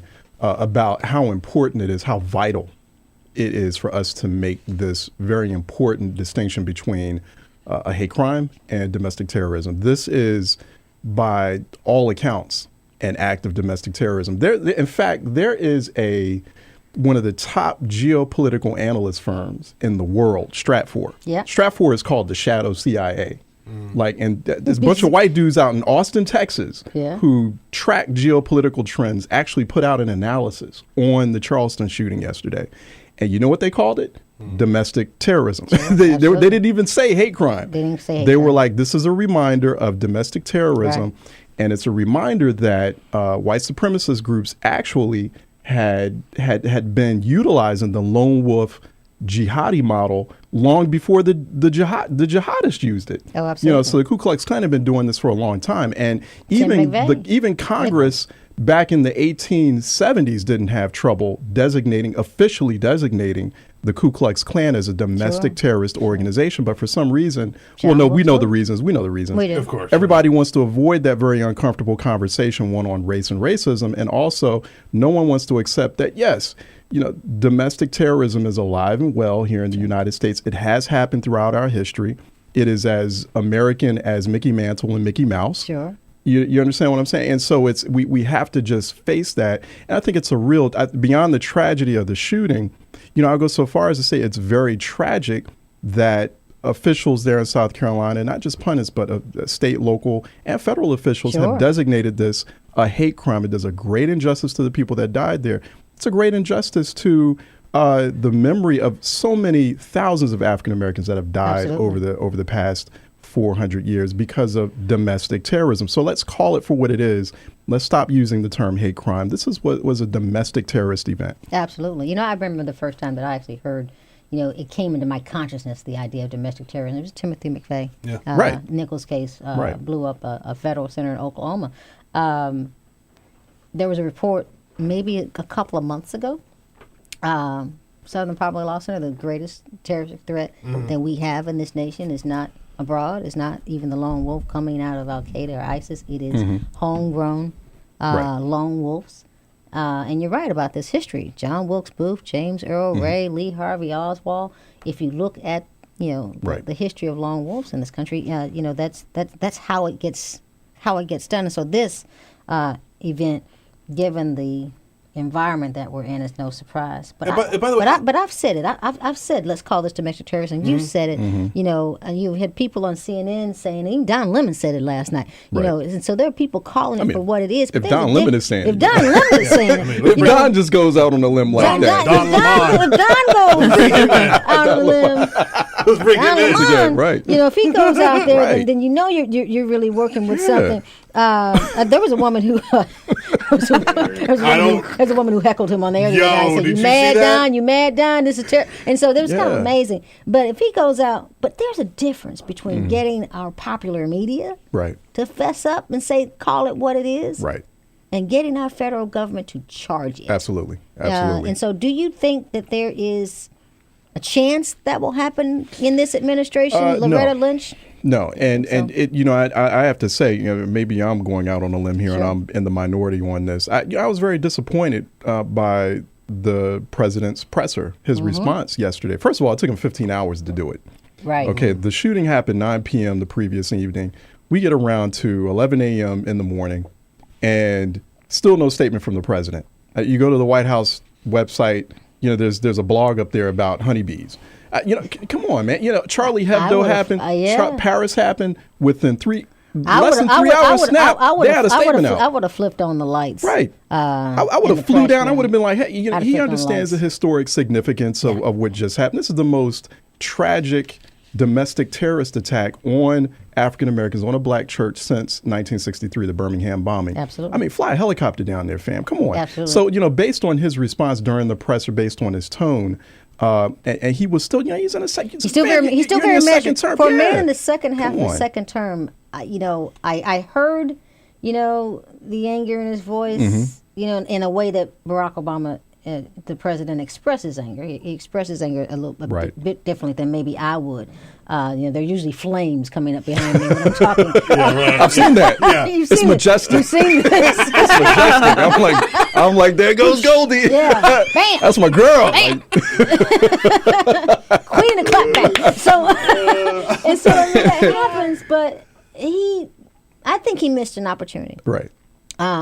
Certainly this is about, gun safety and gun control. I think Right. that is, but the center of the pain. Right. I think that, these were the strongest comments that he has said to date on gun control. But I think as we watch this story, gun control is a big part of this story. It's not the biggest part of the story. Not the biggest part of the by story. a long shot. It is not the biggest part of the story. And, I think that while I've got a lot of great things to say about this administration, and certainly about this president, I think there have been some times when there have been some misses. And yesterday, I think, was probably one of those. And before, I think I probably would have given, some room, some runway, because, he was in his first term. He still needed to get some things done. Right. He was concerned about this. That you are in your second half of your second term. Right. You are never running for president or any other office again in your entire life. You're going to build a library and spend some time on Martha's Vineyard. Yay, yay. Right. Just call it what it is. And so I'm Goldie Taylor. I'm sitting in for Bill Press today. Thank you for joining us. We're going to come back to Charles Ellison after the break. Tweet us your question at BP Show or hit us up at 866-55-PRESS. I'm Goldie Taylor. We'll catch you on the second side of the break. All right, folks, just a little time out. Hope you're enjoying the show today. A little time out here to tell you again and get about Free Speech TV and get your help. And, we reach out to you, all of our viewers around the country, during these pledge drives, ask you to help. And we're so grateful when you do. And it's very rare, though. We get a chance to thank one of you actually in person.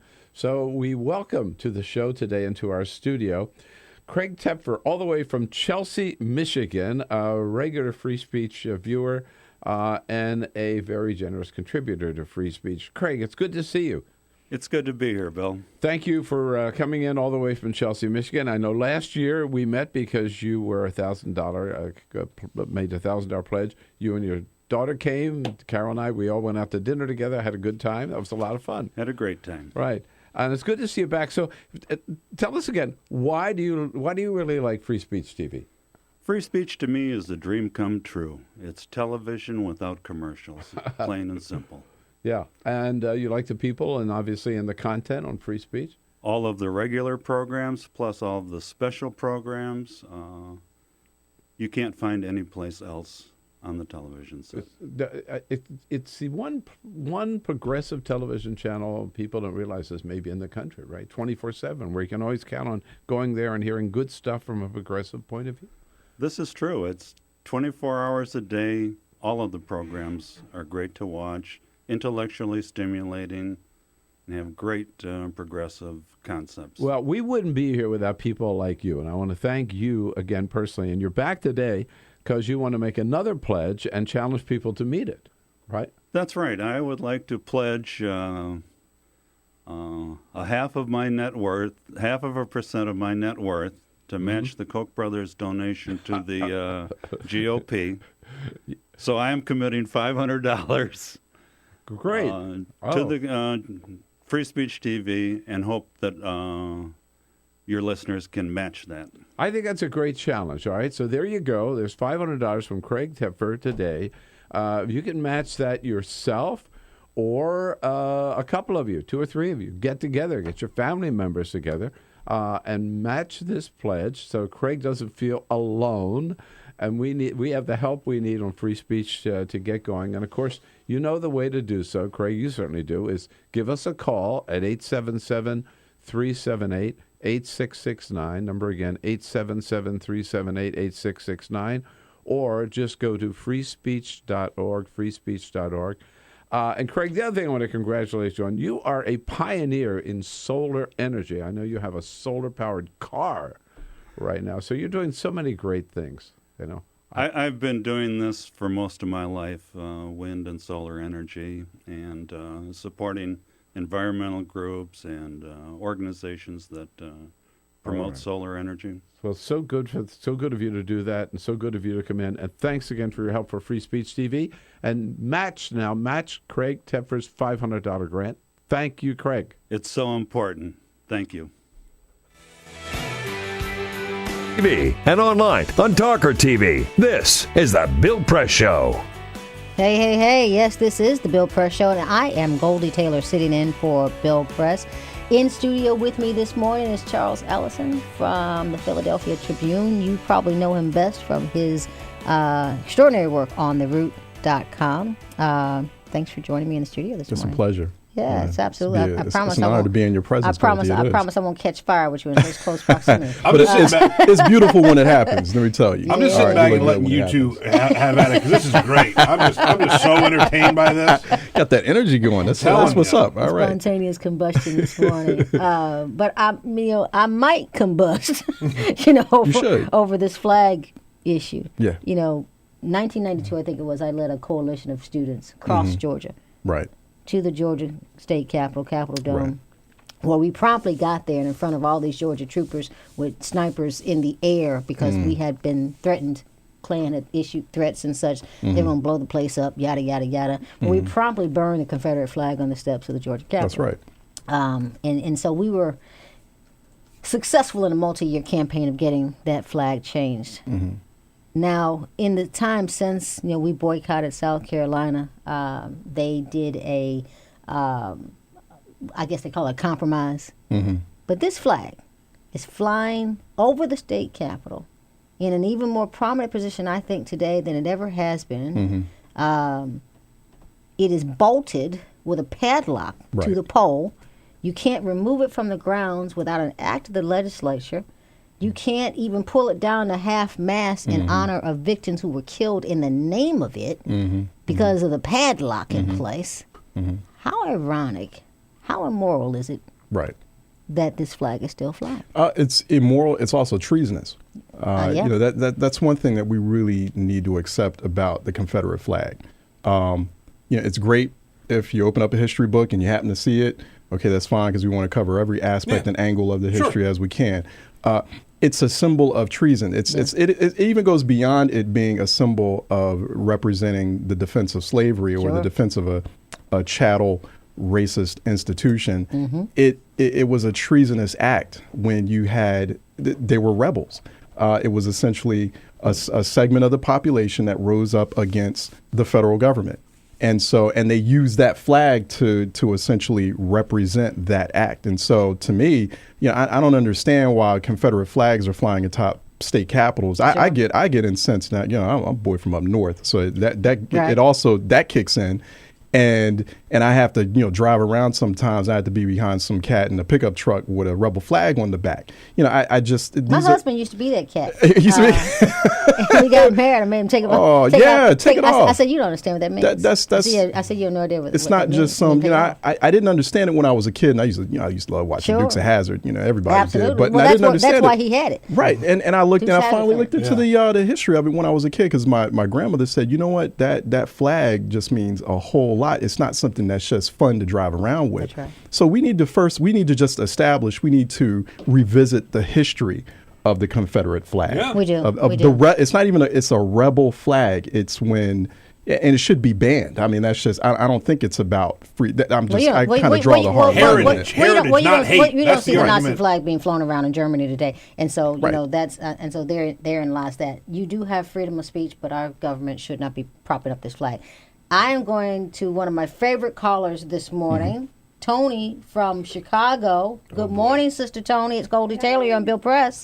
What's up, girl? I didn't know you were from East St. Louis. I'm from St. Louis. Oh, no. Girl, oh, no. Oh, no. Oh, no. Oh, no. Your friend's getting soulful this morning. Yes. But, I was just calling to say, first of all, and greetings to you too, brother from the roots. You hit it. All of you all are telling the truth. Good morning. This is domestic terrorism. It's been this way for a long time. What I'm saying is, to me, black people need to first stop being delusional because, we need to call it Black Lives Don't Matter in this country because our lives don't carry the same weight. Like you said, if it was 9 folks in France, the whole world stopped. You know what I mean? So it's old story, old thing, and I'm tired of walking slow and singing low. Right. What I'm saying is, like you said, we need to change the paradigm. Obviously, what's been going on is, all the vigils, that's all nice, Okay, I'm sick of crying and being hurt. So my thing is that we all know the script. This little boy with his little Three Stooges mole-looking haircut. They're gonna find it take his Tony little to tell it. Kindergarten teacher to talk about what a nice little child and what a nice little boy. He's not gonna get no death penalty. All of y'all know it. We know it, and it really, I'm against the death penalty too. Like you said, because of disparities in terms of black people, he needs to be scared every morning he wake up not to drop the soap. I mean, I don't have a problem with him. Good morning, Tony. Hey, Tony. What a call. You leave it to Tony to tell it, Charles. I didn't warn you. I'm Tony's sorry. real talk. Yeah, Tony's real talk. She'll put it to you every single time. Unbought and unbossed. I must tell you. But let's talk about that. I mean, your thought about how this young man has been treated by the media. He's been treated much better in terms of his narrative. He's alive. He's alive. That's first, right? So armed white man, and you do see there are actually some FBI statistics that have been surveyed, that have been studied over the past several years, which show that actually armed white men who commit these types of mass murder, mass attack acts actually come out alive. Absolutely. So they haven't really done any comparative breakdowns by race, which is interesting. It's very convenient for the FBI not to do that. But from what we know from the data we've studied, in California and Los Angeles doing her, and then they blow the house up. Yeah, no, right, yeah, right, just blew right. I mean, armed white men with a political chip on their shoulder, right. they get out alive with these types of situations. Another thing is that the narrative has been very kind to him. Like there was a Seattle Times headline that I saw yesterday where they were saying, is he something to the effect of devil or sweet kid? And I'm like, I didn't know. For Michael Brown, I didn't know there was a choice. Right, I didn't know that there was a choice. You didn't see that kind of option for Michael Brown or Tamir Rice. Well, you saw it, and I have boys. great respect for the writer here. I think he was a New York Times bureau guy out in Kansas City, who was famous for writing that Michael Brown was no angel. Right. Michael Brown was immediately on trial. He didn't pull the trigger. Right. And he was on trial almost immediately. And I just think, we defaulted, as we said earlier, to mental health issues on this issue, and I think that was driven around him being, a white young man, kid, as they kept calling him last night on our cable news. You are listening to the Bill Press Show. This is Goldie Taylor. I'm sitting in for Bill Press this morning. Tweet us your questions at BP Show. Call us at 866-55-PRESS. We have got Charles Ellison in studio with us this morning. I hope you got some time because I'm not letting you out of here. I'm here. But we'll catch you on the other side of the break. This is the Bill Press Show. What gets you into college? Good SAT scores? High GPA? Lots of extracurriculars? Sure, but what you really need is money. If you don't have the cash, you'll need a loan. And we mean huge student loans because the cost of college has risen 1,000% in the last 30 years. This means big money for the banks that collect fees and interest. Now, millions of young people are starting their adult lives with an average of $29,000 of loans on their backs. Altogether, we're talking $1.2 trillion in student debt. And more people are finding it impossible to pay them back. Welcome to the student debt crisis. The increasing demand for higher education and cuts to state funding gave colleges a huge incentive to keep inflating prices. I graduated about a year ago, currently in $35,000 of debt. I am in debt about like $25,000. I owe $23,000. I owe over $50,000 in student loans. 38.8 million Americans owe money on a student loan. And the biggest names in banking are making huge profits off the booming student loan industry. Sallie Mae, the largest provider of private student loans, made $949 million last year. They only give you about 6 months to look for a job. You have to start paying back the loan. It's very pressuring, especially nowadays. It's very hard to find a job. Over half of the students graduating in 2012 could not find a decent paying job. They either had low-wage jobs or unpaid internships or were unemployed altogether. So you can't make the payments. You start incurring late fees, which makes the loan even harder to pay off. and it stays with you for years, even decades. Right now, a third of the people who started repaying their loans are delinquent or in default. That's 13.7 million people, more than the populations of Chicago, New York, and San Francisco combined. Worse, it's not just the borrowers who are in trouble. Many loans require co-signers. So if the student is unable to pay, that co-signer, a father, a mother, or a grandparent, is now on the hook. Even a grandparent's Social Security benefits can be garnished to pay the loan. We should have an answer to this. If you get really behind in your car payment or your credit cards, you can file for bankruptcy. But Congress has made it nearly impossible to discharge student loans through bankruptcy.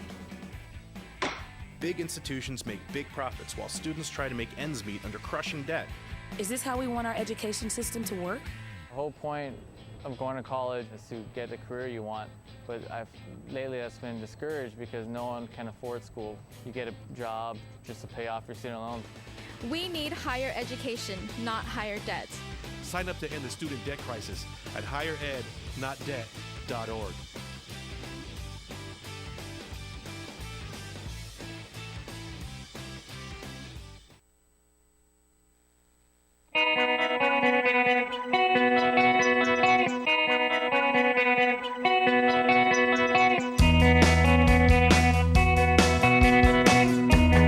This is the Bill Press Show. They're hanging around. Hey. Good morning. This is Goldie Taylor sitting in for Bill Press on the Bill Press Show.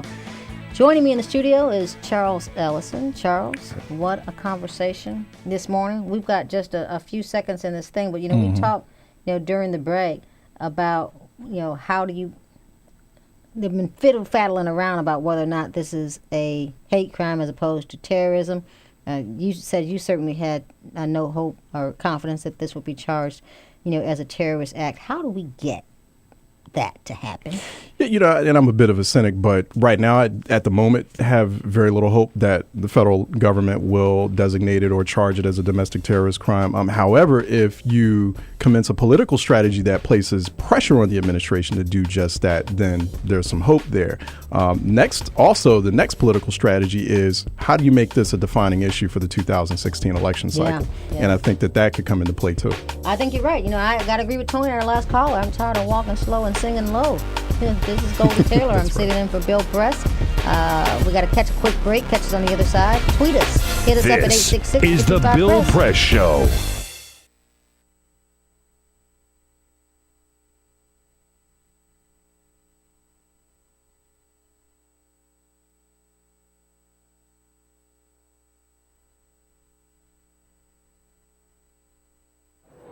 Officer, were you the one who arrested me? Gonna shake my hand?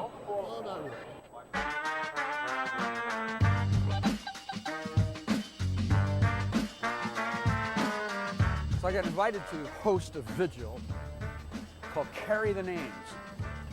And that's what they were doing, carrying the names of the people who were victims of deadly police force. Michael Brown, Eric Garner, Akai Gurley. I got a motion from Dragonfly from Stop Shopping Choir. And I started preaching.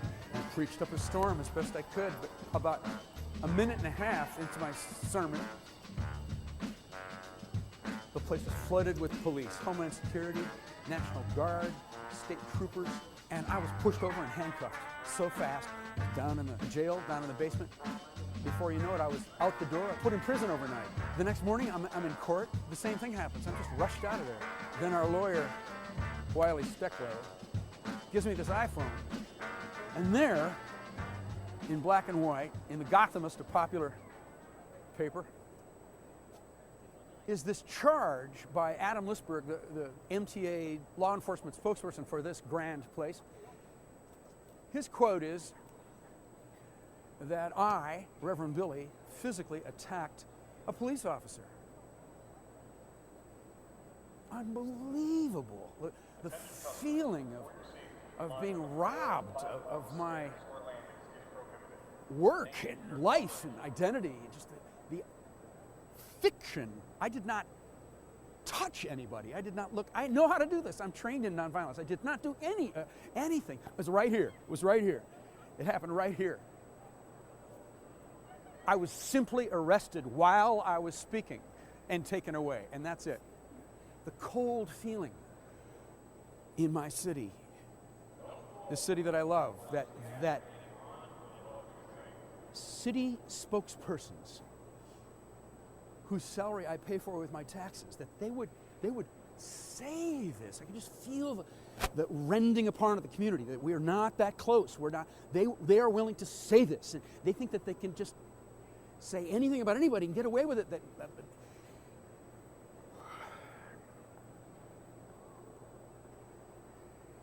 So we have something in the Church of Stop Shopping called radical forgiveness. Amen? Cops and bankers love their children. I forgive the police. We gotta love them too. Cops and bankers love their mothers. But I'll stay radical. Mothers love their brothers. We gotta love them too. But we'll wake up every morning forgiving each other, reaching out, touching, telling stories, having humor, being in a community together, sharing our children, sharing the streets, sharing the climate, being in the city together. But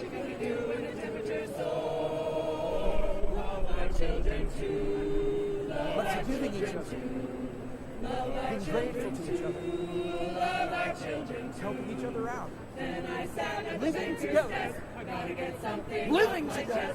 I got a daughter just turned 4. What do we do in the superstore? What do we do with the blood and the gore? The water's rising through our door. Love our children too. Love our children too. Amen.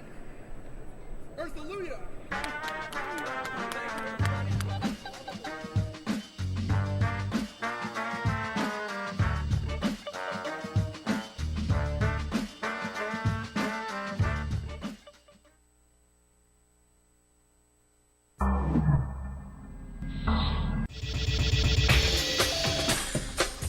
Tune into Free Speech TV for Democracy Now!, a national, independent, award-winning news program bringing you people and perspectives rarely seen on corporate media.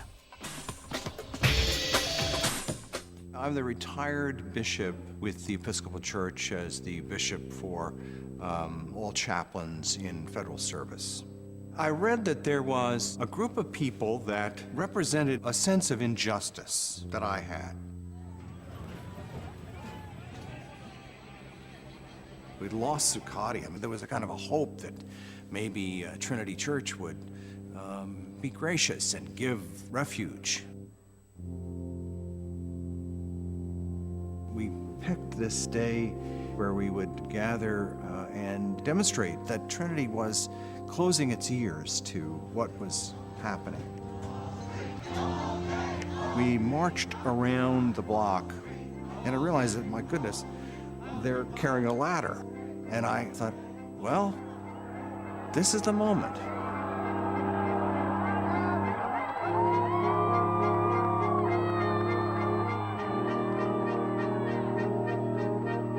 You could feel a spiritual presence. You could feel a certain something.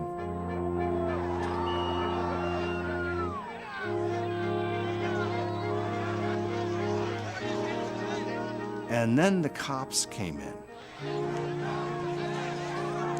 It got brutal. I'm with you right here. Robin, I'm here. The church needed, in this moment in history, to stand alongside of these protesters. The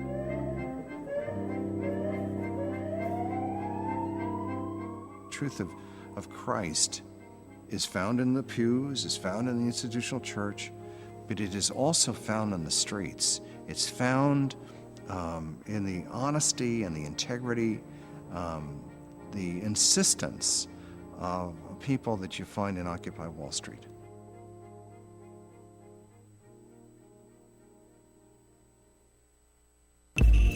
Tune in to Gay USA with hosts Ann Northrup and Andy Hum for in-depth coverage of lesbian, gay, bisexual, and transgender news. Watch Gay USA every week, only on Free Speech TV.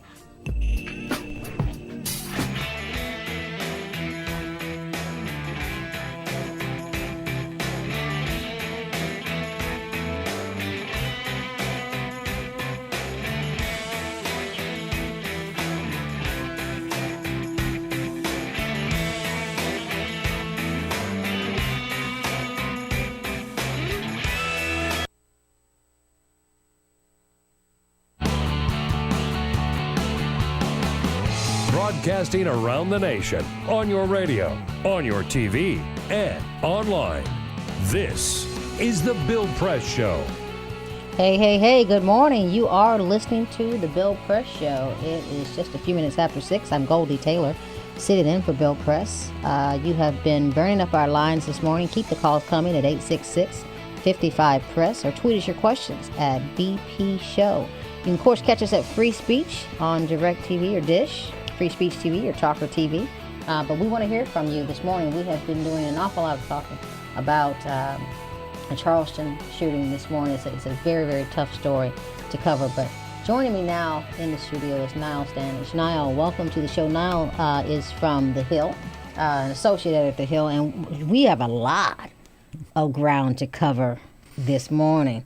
I am particularly interested in your thoughts about the GOP primary, particularly how many Republicans are we going to have? Right. You know, it's not a clown car, it's a clown bus now. How big of a bus are we going to need? Well, we're going to need a pretty large bus. I mean, the number of candidates is currently at 12. There are people who have not officially declared, such as Scott Walker, who Wow. seem almost certain to do so. Sure. So it could quite conceivably grow to 16, 17, 18 people, which, of course, poses challenges in TV debates and lots of other things also. Yeah, I got to think that while it's probably good for you and me, it keeps us all employed. You know, they're short on political reporters, I hear, down in Florida.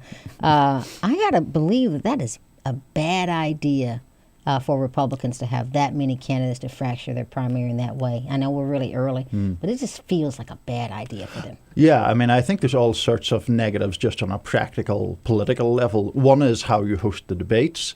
The second one is that the plan that they have at the moment is a minimum level of public support, which people like Donald Trump Sure. would be over and would therefore get into the debates. That's right. That's a problem. And then, as with any kind of political situation, if you have a great number of candidates, it basically increases the chances of someone who appeals passionately to a very small sliver to go for that and to hope that the somewhat more mainstream candidates or voters splinter.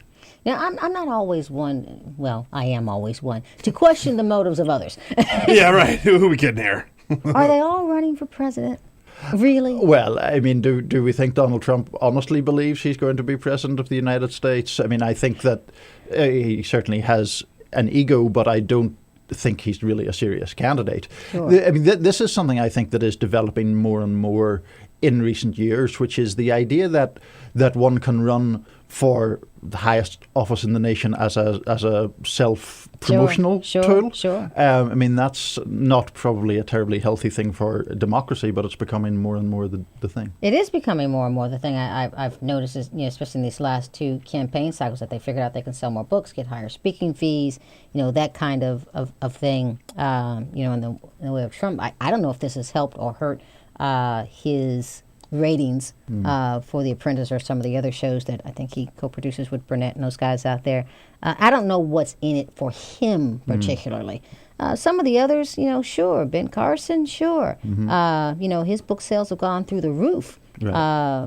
Books he wrote, decades ago, are reselling now. And so I think there's something in it for them. I said when Herman Cain and Newt Gingrich got into the last race that this was a double book tour because they kept speaking at places together that they were, double dip. The double dip. They were two for, really the price of one.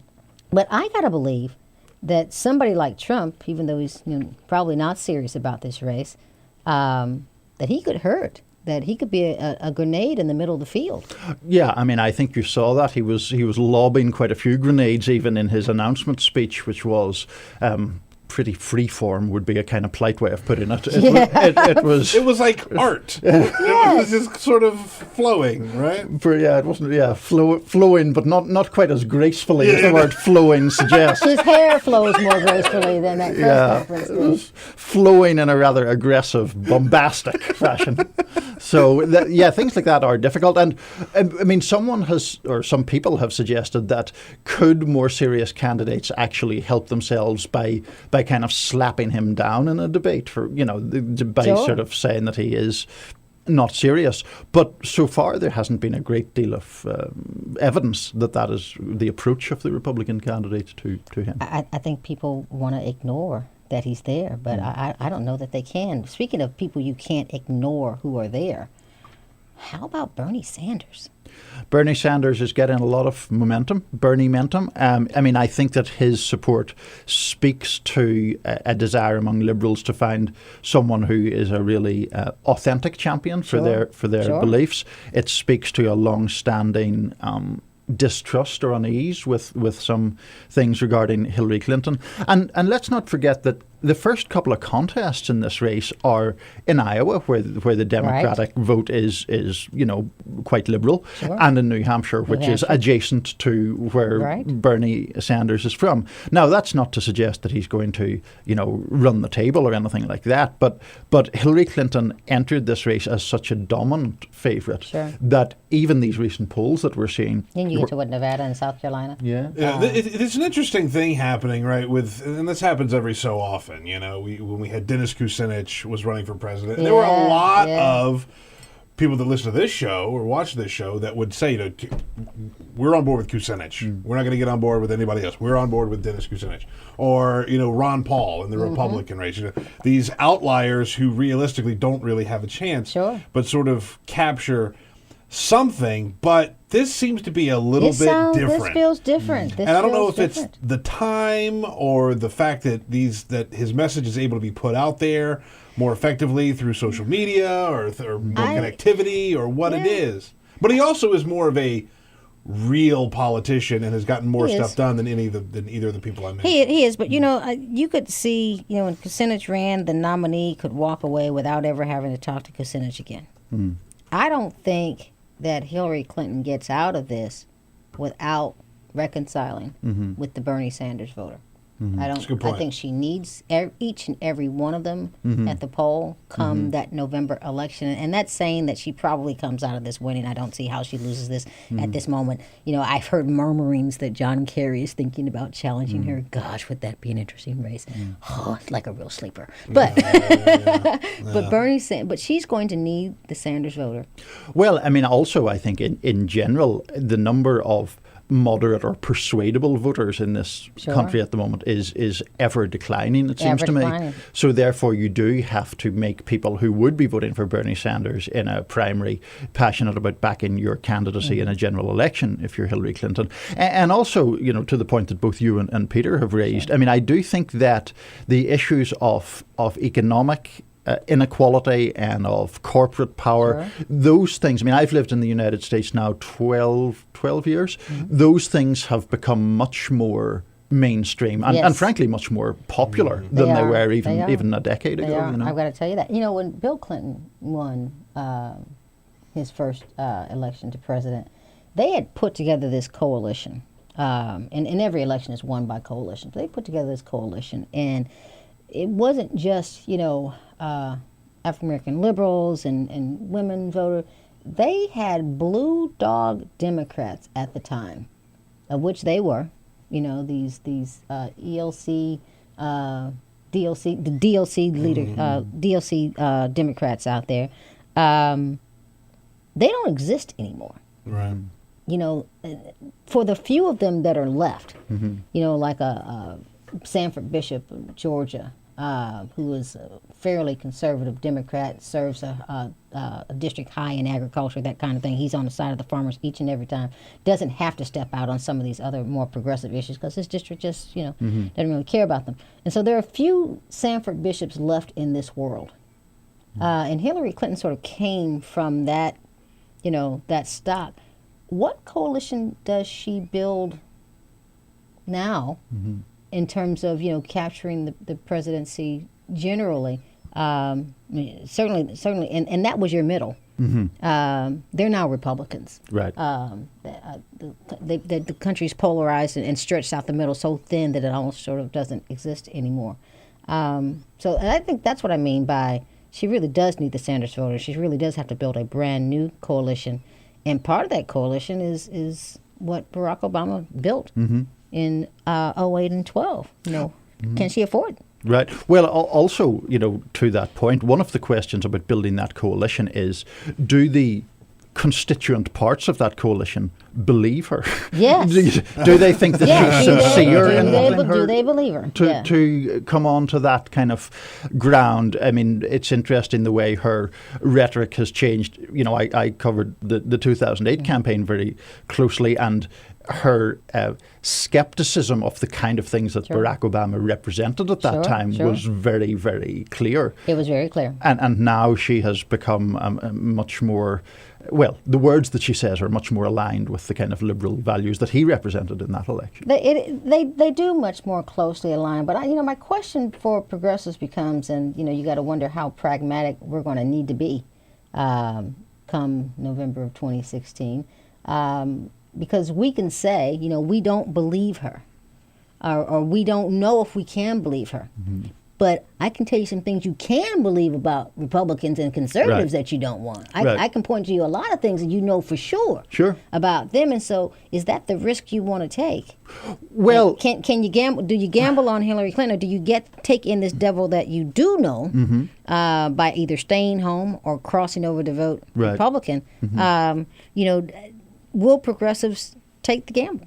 Yeah. No, and the other thing is, in elections, let's be honest about it, a big motivation is keeping the other side out. Keeping the other side out. And that's one of the things that really drives turnout. It's also one of the things that drives fundraising. I mean, nothing drives fundraising as well for either side as saying, look at what these other guys are doing. But can you rely on it? That's the thing. And if you have a Republican electorate that's very energized after 8 years of a Democratic presidency, can you rely on progressives and liberals to come out in a kind of an oppositional way to keep them out? Let's game this out in the short way. So you got both houses of Congress. You give the Republicans the presidency in 2016, which means retiring or ailing members of the High Court get replaced by a Republican president and a Republican Senate. Right. So then you have all three branches of government controlled by conservatives. I think that's enough for me to go and put my good money down on a Hillary Clinton, if not just to stop that math. Right. That bad math from happening. Well, I mean, because that will have generational implications. No, absolutely. But you're by the nature of what you do, you're a very politically engaged person, and I'm going to guess that you probably have never not voted in presidential elections that you were entitled to do. Never. It was a religion in our family. You got dressed up. Right. No, absolutely. Absolutely, and it was where I grew up also. So but there is, even though the country is polarized and is divided in all these ways, there are lots of people who find better things to do with their time than worry about the Supreme Court or whatever. And the question is, can you inspire those people? One of the things we were just talking about 2008, one of the things about the Obama candidacy that year in particular was that people felt enormously passionate about that election, and some of those people are people who do not, in broad terms, feel all that passionate about politics as it is usually conducted, in my opinion. No, I got to agree with you there. I really, really have to agree with you. This is going to be, as tough of a campaign season, I think, as we've seen in a very, very long time. But what I don't see is, I don't see Republicans being able, I think, to keep it together with so many candidates out there. I think on the other side of this thing, it's good that Hillary Clinton has a good and strong challenge coming from Bernie Sanders. I didn't predict it would be as strong as it has turned out to be. I didn't think it would come from Bernie Sanders. I didn't think I didn't think when they said Bernie Sanders might come from President, yeah. He said some really cool stuff, and yeah. Had no idea that it was going to strike fire like this, and so I think that's a good thing. If you're talking about a Democratic primary, I think every good candidate needs a good opponent. I think it makes them stronger. But we're going to come back and talk a little more about this, Mr. Stanage. I am Goldie Taylor, sitting in for Bill Press on the Bill Press Show. Tweet us your questions at BP Show or call us at 866-55-PRESS. We are on Free Speech TV and TawkrTV this morning, but we want to talk to you too. We're going to catch you on the other side of the break. You are listening to The Bill Press Show. This is the Bill Press Show.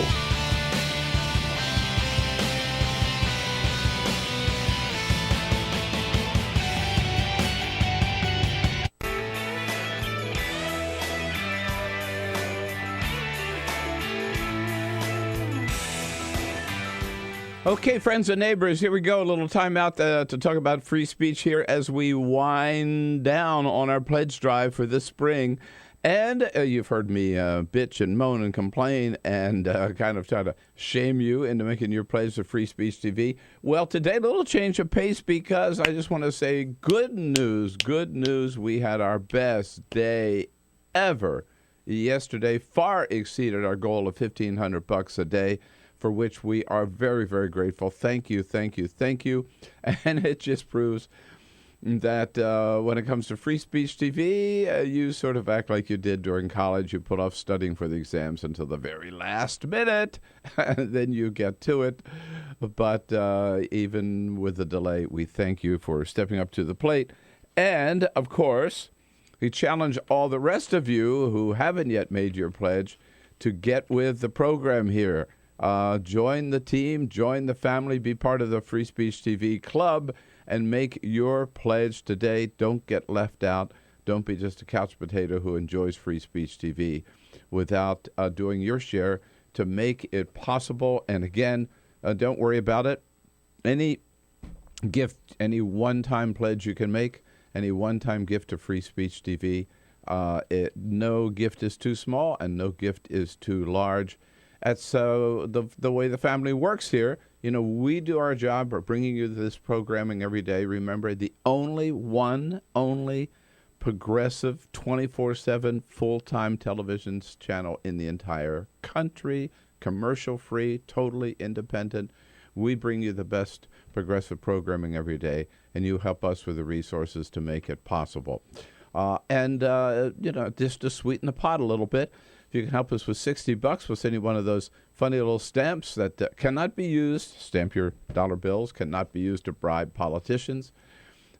For $120, John Nichols and his new book, Dollarocracy, all about the Koch brothers, the money in politics, how it just gets in the way of getting anything done, and how we've got to clean up politics by getting the money out of politics. For $240, you get the stamp, can't be used to bribe politicians, and the book, Dollarocracy. And for $360, the stamp and the book, and a classy Free Speech TV baseball cap as well. And we always say for those of you who are doing well enough to afford $1,000 for Free Speech TV, that pledge, and it's certainly worth it. You come to Washington, spend a couple of days in our beautiful nation's capital, and then Carol and I will take you out to dinner and invite you into the studio here the next morning to meet our team, enjoy some district donuts with us, and we'll all have a good time. So thank you again for a great day yesterday. Now, everybody else who's not already on board, let's get on board. Do it today. Telephone number, you know, is 877-378-8669 to make your pledge today. 877-378-8669. Freespeech.org is where you go online. Freespeech.org. Join the club. Be a member of the Free Speech TV Club and do it today.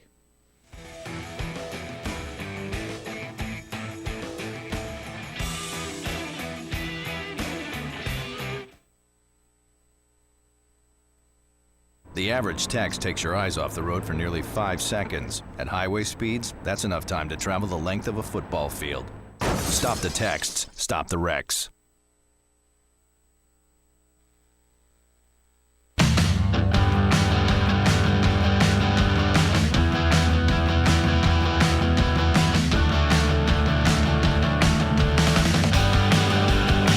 This is the Bill Press Show. Hey, this is the Bill Press Show, and I am Goldie Taylor sitting in for Bill Press. Tweet us your questions at BP Show or give us a call at 866-55-PRESS. We have been talking about the 2016 presidential preference primary with Niall Stanage from The Hill. Now, how does it help or not help? You know, we've seen her temper flare a little bit in righteous temper, righteous fury in front of a Senate hearing. on Benghazi. Hillary Clinton says, what difference does it make? And I stood up and cheered around that. But does it help her not to openly support, endorse actions that President Barack Obama is taking in the second half of his term?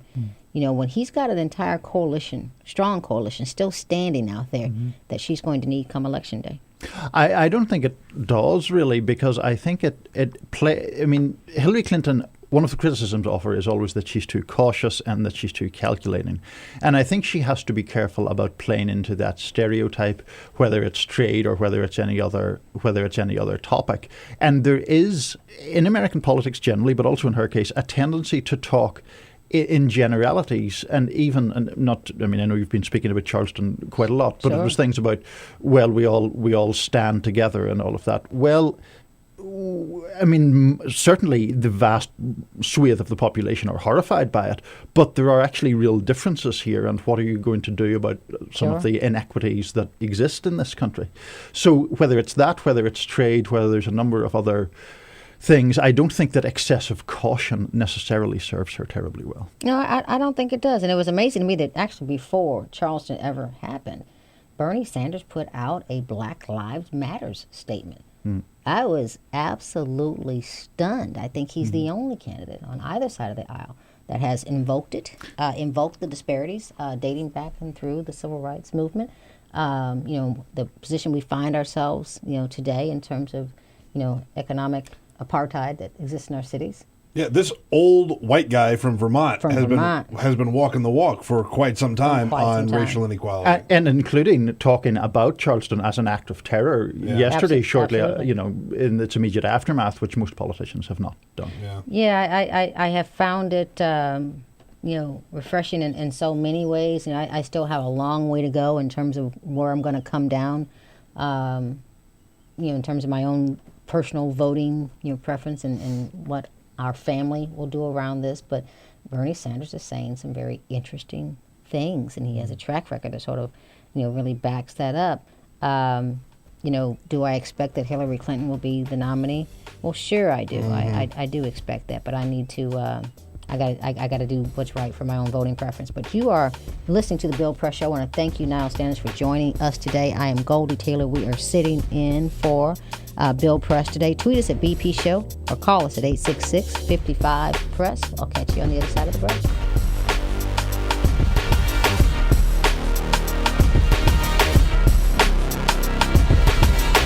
This is the Bill Press Show.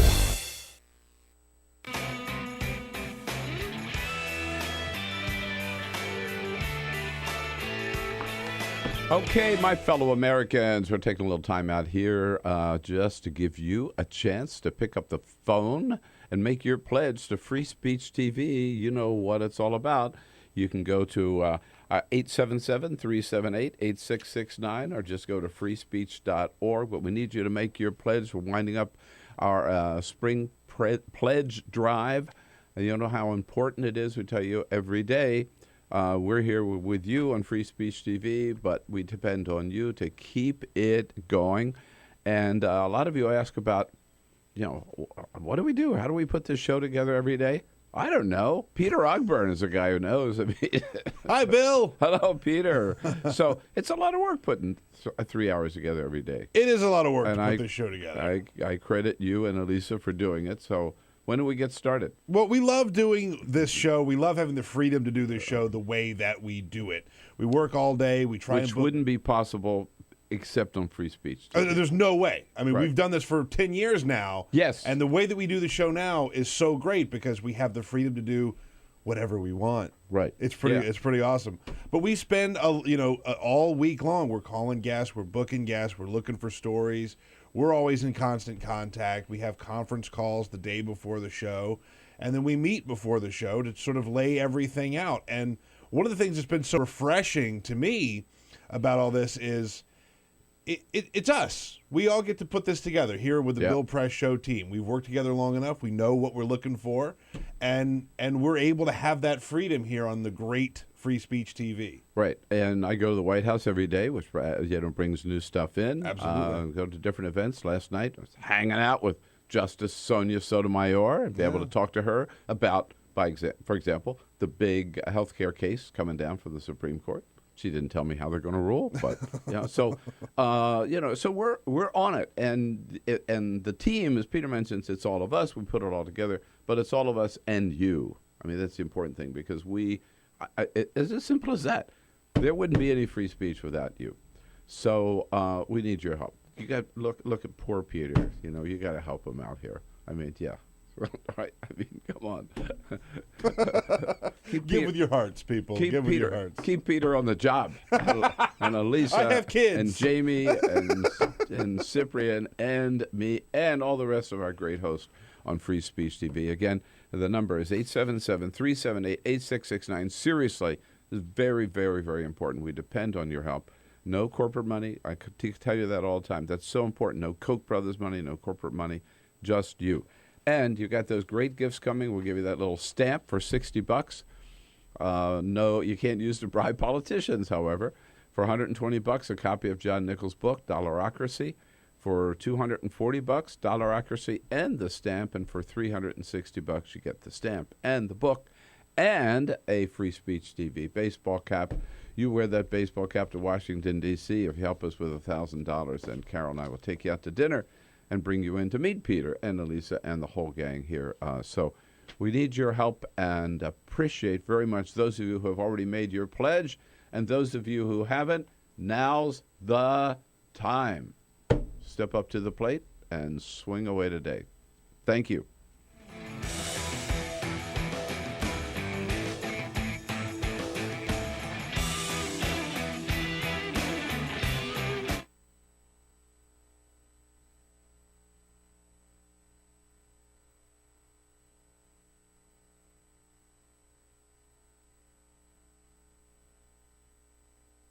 The average text takes your eyes off the road for nearly 5 seconds. At highway speeds, that's enough time to travel the length of a football field.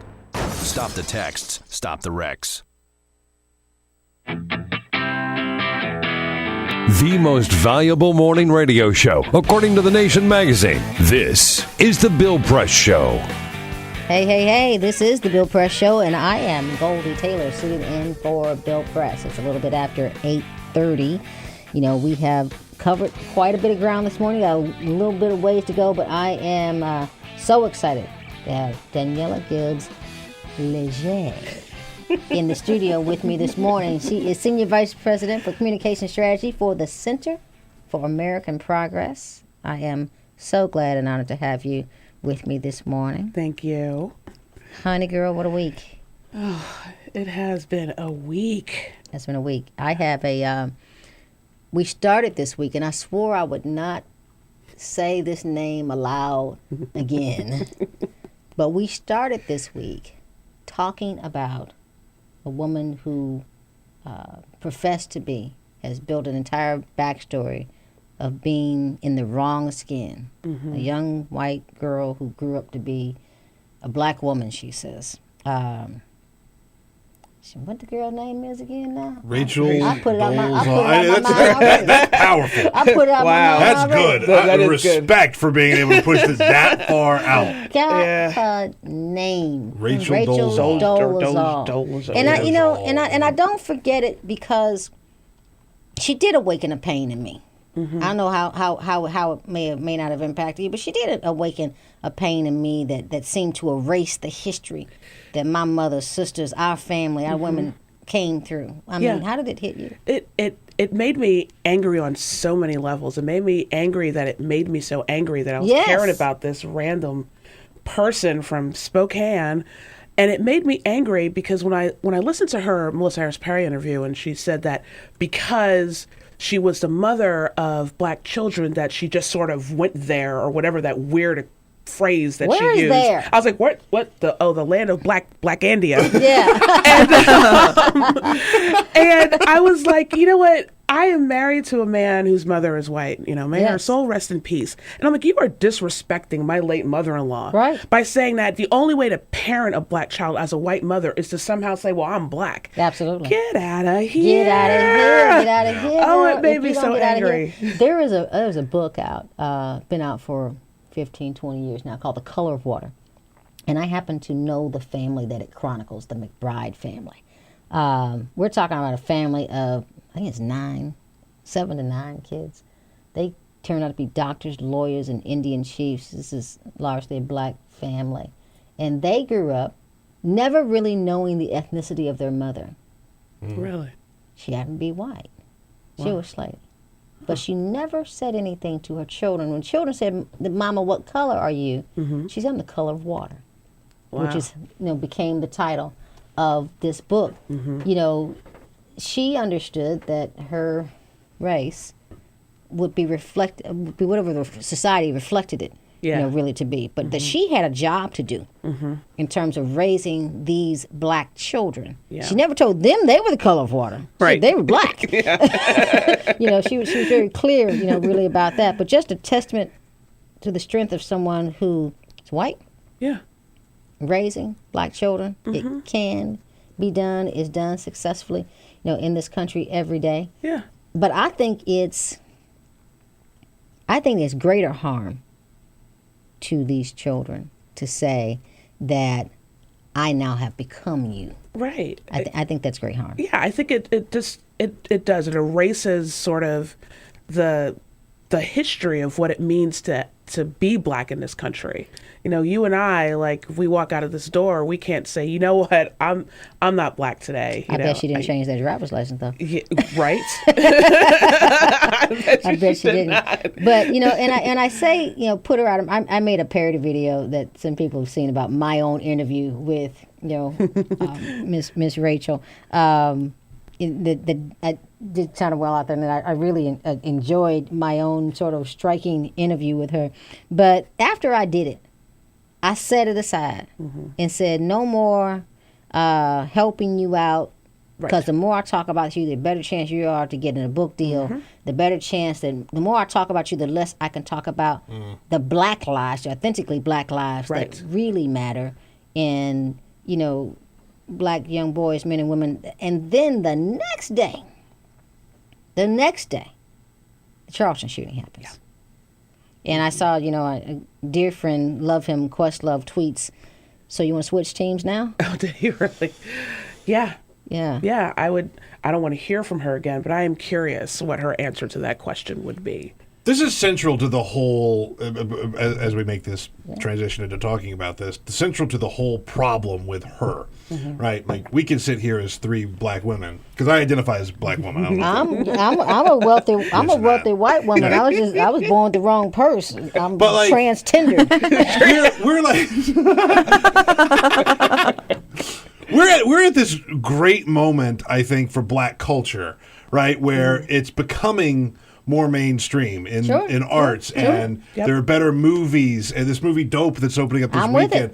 Like TV shows, music, just culturally, it's a great moment. It's great. And it's great, and I love it. But there's a big difference between loving and respecting and enjoying all those things and having the black experience of living in fear that something like what happened in Charleston could happen to you. Living in fear. That's why this Rachel Dolezal thing isn't funny. No. I mean, it's funny, but it's really sick. It's really sick. It's really aggravating, and I feel like there were conversations that were happening that were just getting conflated with her issue. Yeah. Like, people are like, oh, race is a social construct, and we should talk about like what it means to be authentically black. I'm like, I know, stop. I was like, stop. This is a different thing. Well, millennials are identifying differently. Stop. I don't want to hear about the Pew study. I don't want to hear about, that was bothersome to me, that people intellectually wanted to put another layer on top of her. Yes. To call it anything other than what it is. Exactly. I was like, someone who was running a long con. Right. And did it for the benefit of herself. Becoming an adjunct professor, head of the local NAACP, selling of black art, receiving graduate scholarships, becoming the public ombudsman out there in Spokane, checking the box that she was black, white, and Native American, taking advantage of opportunities, jobs, some particular set-asides, positioning herself as an African American woman, setting herself above and in front of leading black women. Yeah. That never drop the lie, never drop the con, die with the lie. Yeah. She was prepared to die with the lie. She really was. And I think the attempt to make it anything more than that is really, it's aggravating. Somebody to said me. I ought to be complimented by this. Somebody said that. Thankful that she's doing the work, right? Thankful that she's doing the work. I'm like, you don't even know what work she did. Right. You just know that she held a post. You just know that she held a post. I can point you to black people living authentically in black skin every day holding some posts who aren't doing it well. Right. And so who I would like to leave the work, frankly. So just by having the post doesn't tell me that she is effective, right? In the work, and I have seen many white people in posts who are doing the job every day, moving the ball forward, effectively doing the work, authentically. Yes. In their own skin, I think she gave up the chance to be that, but she didn't want to be Black Wednesday night. I'm gonna tell you that for sure. No. We can joke about it all day long, but while we were talking about Rachel Dolezal, there are black women dying in this country. Yeah. While we were talking about her, in the midst of our conversation, the coroner was hauling the bodies of 6 black women out of a church in Charleston, South Carolina. Mm-hmm. While we were talking about Rachel, there was a 21-year-old young man loading his gun, headed for Emmanuel AME Church. Right, out of all the churches. He chose that one. He drove by a whole lot of houses of God. Yeah.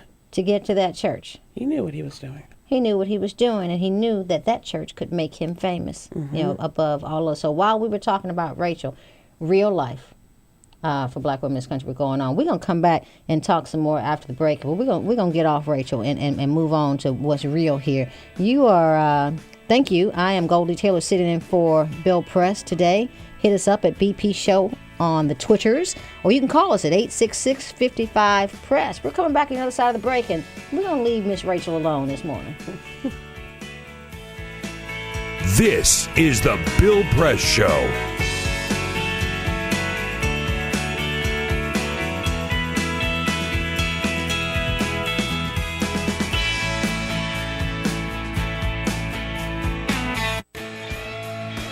All right, folks, just a little time out. Hope you're enjoying the show today. A little time out here to tell you again and get about Free Speech TV and get your help. And, we reach out to you, all of our viewers around the country, during these pledge drives, ask you to help. And we're so grateful when you do. And it's very rare, though. We get a chance to thank one of you actually in person. So we welcome to the show today and to our studio Craig Tepfer, all the way from Chelsea, Michigan, a regular Free Speech viewer and a very generous contributor to Free Speech. Craig, it's good to see you. It's good to be here, Bill. Thank you for coming in all the way from Chelsea, Michigan. I know last year we met because you were made a $1,000 pledge. You and your daughter came. Carol and I, we all went out to dinner together, had a good time. That was a lot of fun. Had a great time. Right. And it's good to see you back. So tell us again, why do you really like Free Speech TV? Free speech to me is the dream come true. It's television without commercials, plain and simple. Yeah. And you like the people and obviously in the content on Free Speech? All of the regular programs plus all of the special programs you can't find anyplace else on the television set.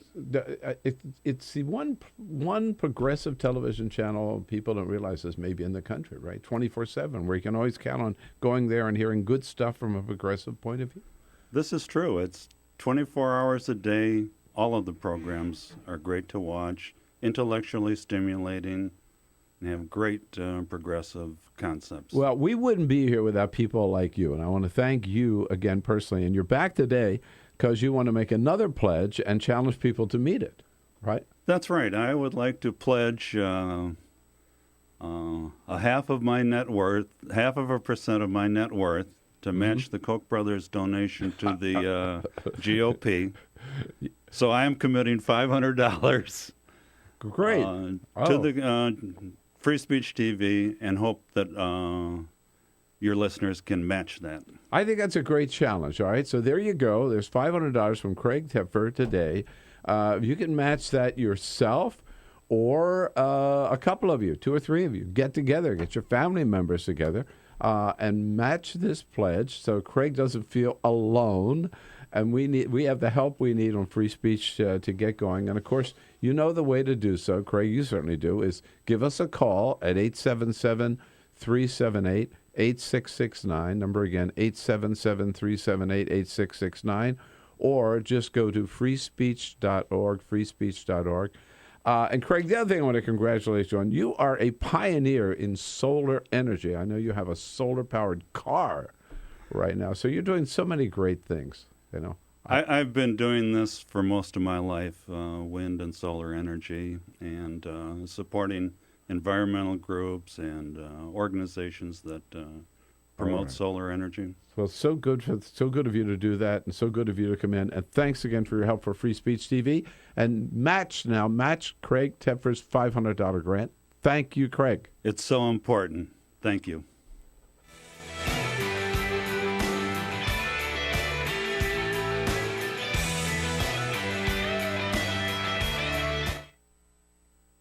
Is, and I can say this almost without qualification.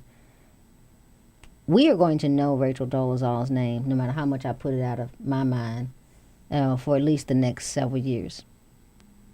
I bet you $1 donut that most people can't call the names of the 6 black women who were killed Wednesday night at Emmanuel AME. So I'll read them off.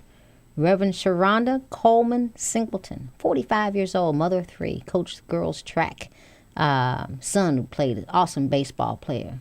Tawanza Sanders, who was 26 years old, recent grad school graduate from Allen University, worked as a barber, threw himself in front of a relative's body, was killed Wednesday night. I'm sorry, that's my fella. Cynthia Hurd, 54 years old, librarian. All of the public libraries in Charleston were closed to honor her. The one that she worked at will be named in her honor. I understand that Sister Hurd had a serious shoe game, and so she will be loved and missed. Myra Thompson is 59 years old. She's the wife of Pastor Anthony Thompson, who served on the staff there. Ethel Lee Lance, grandmother, described as the heart of her family. She'd been serving that church for over 30 years. And that's the other thing about this church. So many lifelong members. Reverend D. Payne Middleton Doctor, she was 49 years old, mother of 4, sang in the choir, retired from public service just a couple of years ago, and had just taken on a new job, a new career. Susie Jackson was 87 years old. Long-time member of this church. And so if you even think of the name Rachel Dolezal, I want you to then instead remember Susie Jackson, DePayne Middleton Doctor. I want you to think about Ethel Lee Lance, Myra Thompson, Sister Cynthia Hurd. I want you to remember Reverend Sharonda Coleman Singleton. The burdens they carried, the lives they lived, the skin that they could not shed, and the bloodshed on behalf, really, of all of us. And so, when we think about, where this pain is really centered from Wednesday night, there it is. Yeah. There it is. There it is. And think about, what was happening at that prayer meeting. Yeah. They had this stranger come in. Yeah. Didn't look like anybody there. Right. Wasn't really, except for the one gentleman, wasn't close to anyone else's age. That's right. They accepted him. Open arms. Open arms. Come as you are. Yeah. This part really guts me. Yeah. He was there for an hour. And they gave him that gift. They let him in. They shared with him. Coming with the word, sharing. Yeah. He sat there and he plotted and he planned. Yeah. I mean, it is... There's not a black church in America that he couldn't walk into today and have a seat. And nobody would say, what you doing here? And that's like part of there's so much pain that comes out of this, in waves. And, I find myself thinking about it, crying and then getting angry. Yeah. And then some of the coverage is making me very angry. God. And, some of the politicians, I don't know their hearts. I'm going to believe that they're sincere. But I can't help but believe that some of these tears are just a little bit on the crocodile side when they're like, oh, I can't believe that something like this has happened here. How could it happen? It has been happening in black churches in this country for centuries. I think in this church. Oh, sure. In this church. You know? This church was built on courage. This church was built, this particular structure was built as an answer to racism and oppression and violence. The man who founded this church, Denmark Vesey, was hanged in this church's name. Church burned down. He planned an uprising, slave rebellion from this church. And so just its history alone, but you can look across, the country over the last 25 years. The man who burned down a church, I think it was in Massachusetts, New Hampshire, somewhere in the Northeast, in retaliation for the election of Barack Obama to the presidency. And so the assault on black churches around this country, they passed new federal legislation, specifically protecting churches that added more penalty when you torched, maimed the house of God. And I think that, this really sort of stems from that. But they've been bombing black churches and 4 little girls in Birmingham. Yeah, this is not something that's new.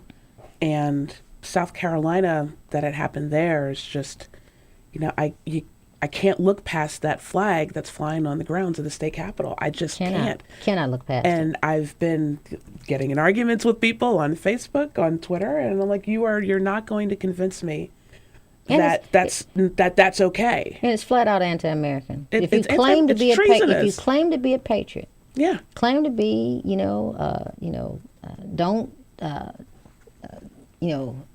the tree of tyranny. What is the phrase? I know which one you're thinking of. If you claim to be a patriot, if you claim to love this country, why fly a flag of a people who tried to destroy it? Right. And so I think that's just that's really odd to me. No, it's not odd. I know why they fly it. I kind of take that part back. But when I look at how now this conversation is being shifted or attempted to being shifted from why these people were killed, and suddenly, they're talking about the attack on religious liberty. Yes, I noticed that Rick Santorum. No, I'm going to tell you why they were killed in the church. I'm going to tell you why white racist supremacists attack black churches. Because they know that they will find us there with loving arms to welcome them, that they can get in and out of the building, and they know that we will be unarmed in our churches. They're cowards. That's why they attack black churches. And so I gotta skip to a break now, but we're going to come back on this. You're listening to the Bill Press Show. I am Goldie Taylor, sitting in for Bill Press. We'll catch you after the break. We're going to talk more about this. This is the Bill Press Show.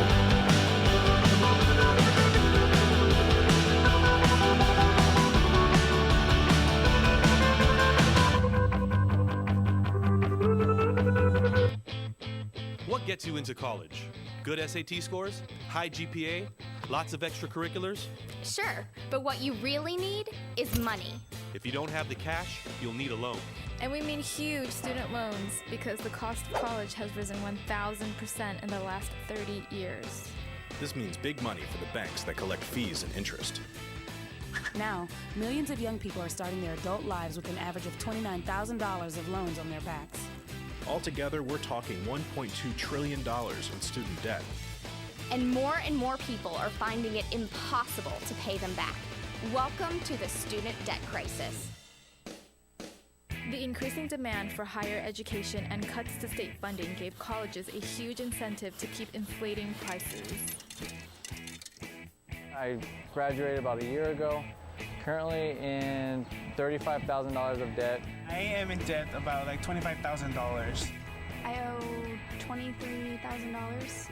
I owe over $50,000 in student loans. 38.8 million Americans owe money on a student loan. And the biggest names in banking are making huge profits off the booming student loan industry. Sallie Mae, the largest provider of private student loans, made $949 million last year. They only give you about 6 months to look for a job.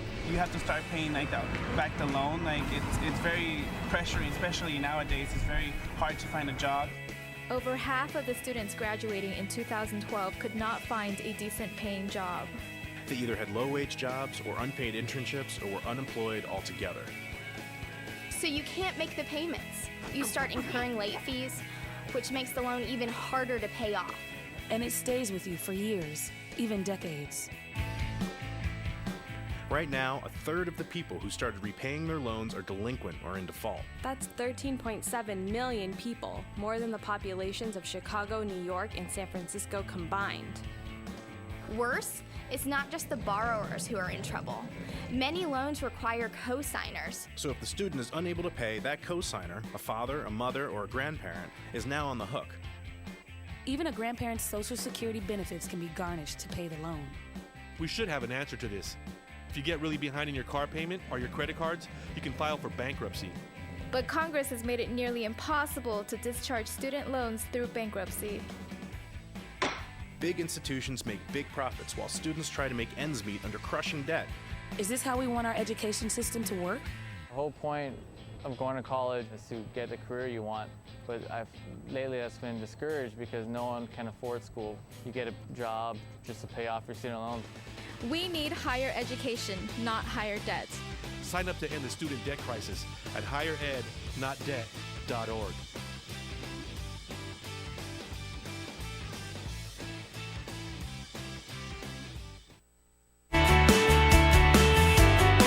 This is the Bill Press Show.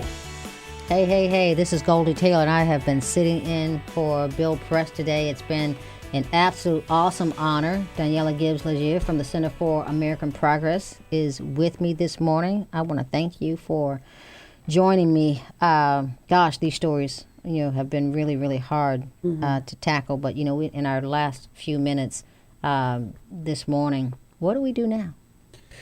I wish I knew, after every horrible thing that happens. Every horrible thing. There's a groundswell in the movement, and we're going to get something accomplished, and then nothing happens, and then we kind of go back to the next thing. The next shiny object distracts us from this. Yeah, there'll be another shooting. Unfortunately, there will be. There'll be another shooting. There'll more children, more adults. Right. Another church.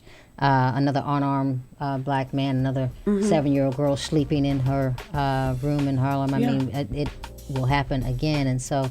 I don't know. But I'm tired of slow walking and singing low. Yeah. As Tony told us this morning. Walking slow and singing low. Walking slow and forgiving. And low. And I'm all about forgiveness. I'm all about it. But render unto Caesar what is Caesar's, including your behind if necessary. But thank you for joining me this morning. Thank you for being here. This has been is the Bill Press Show. I'm Goldie Taylor.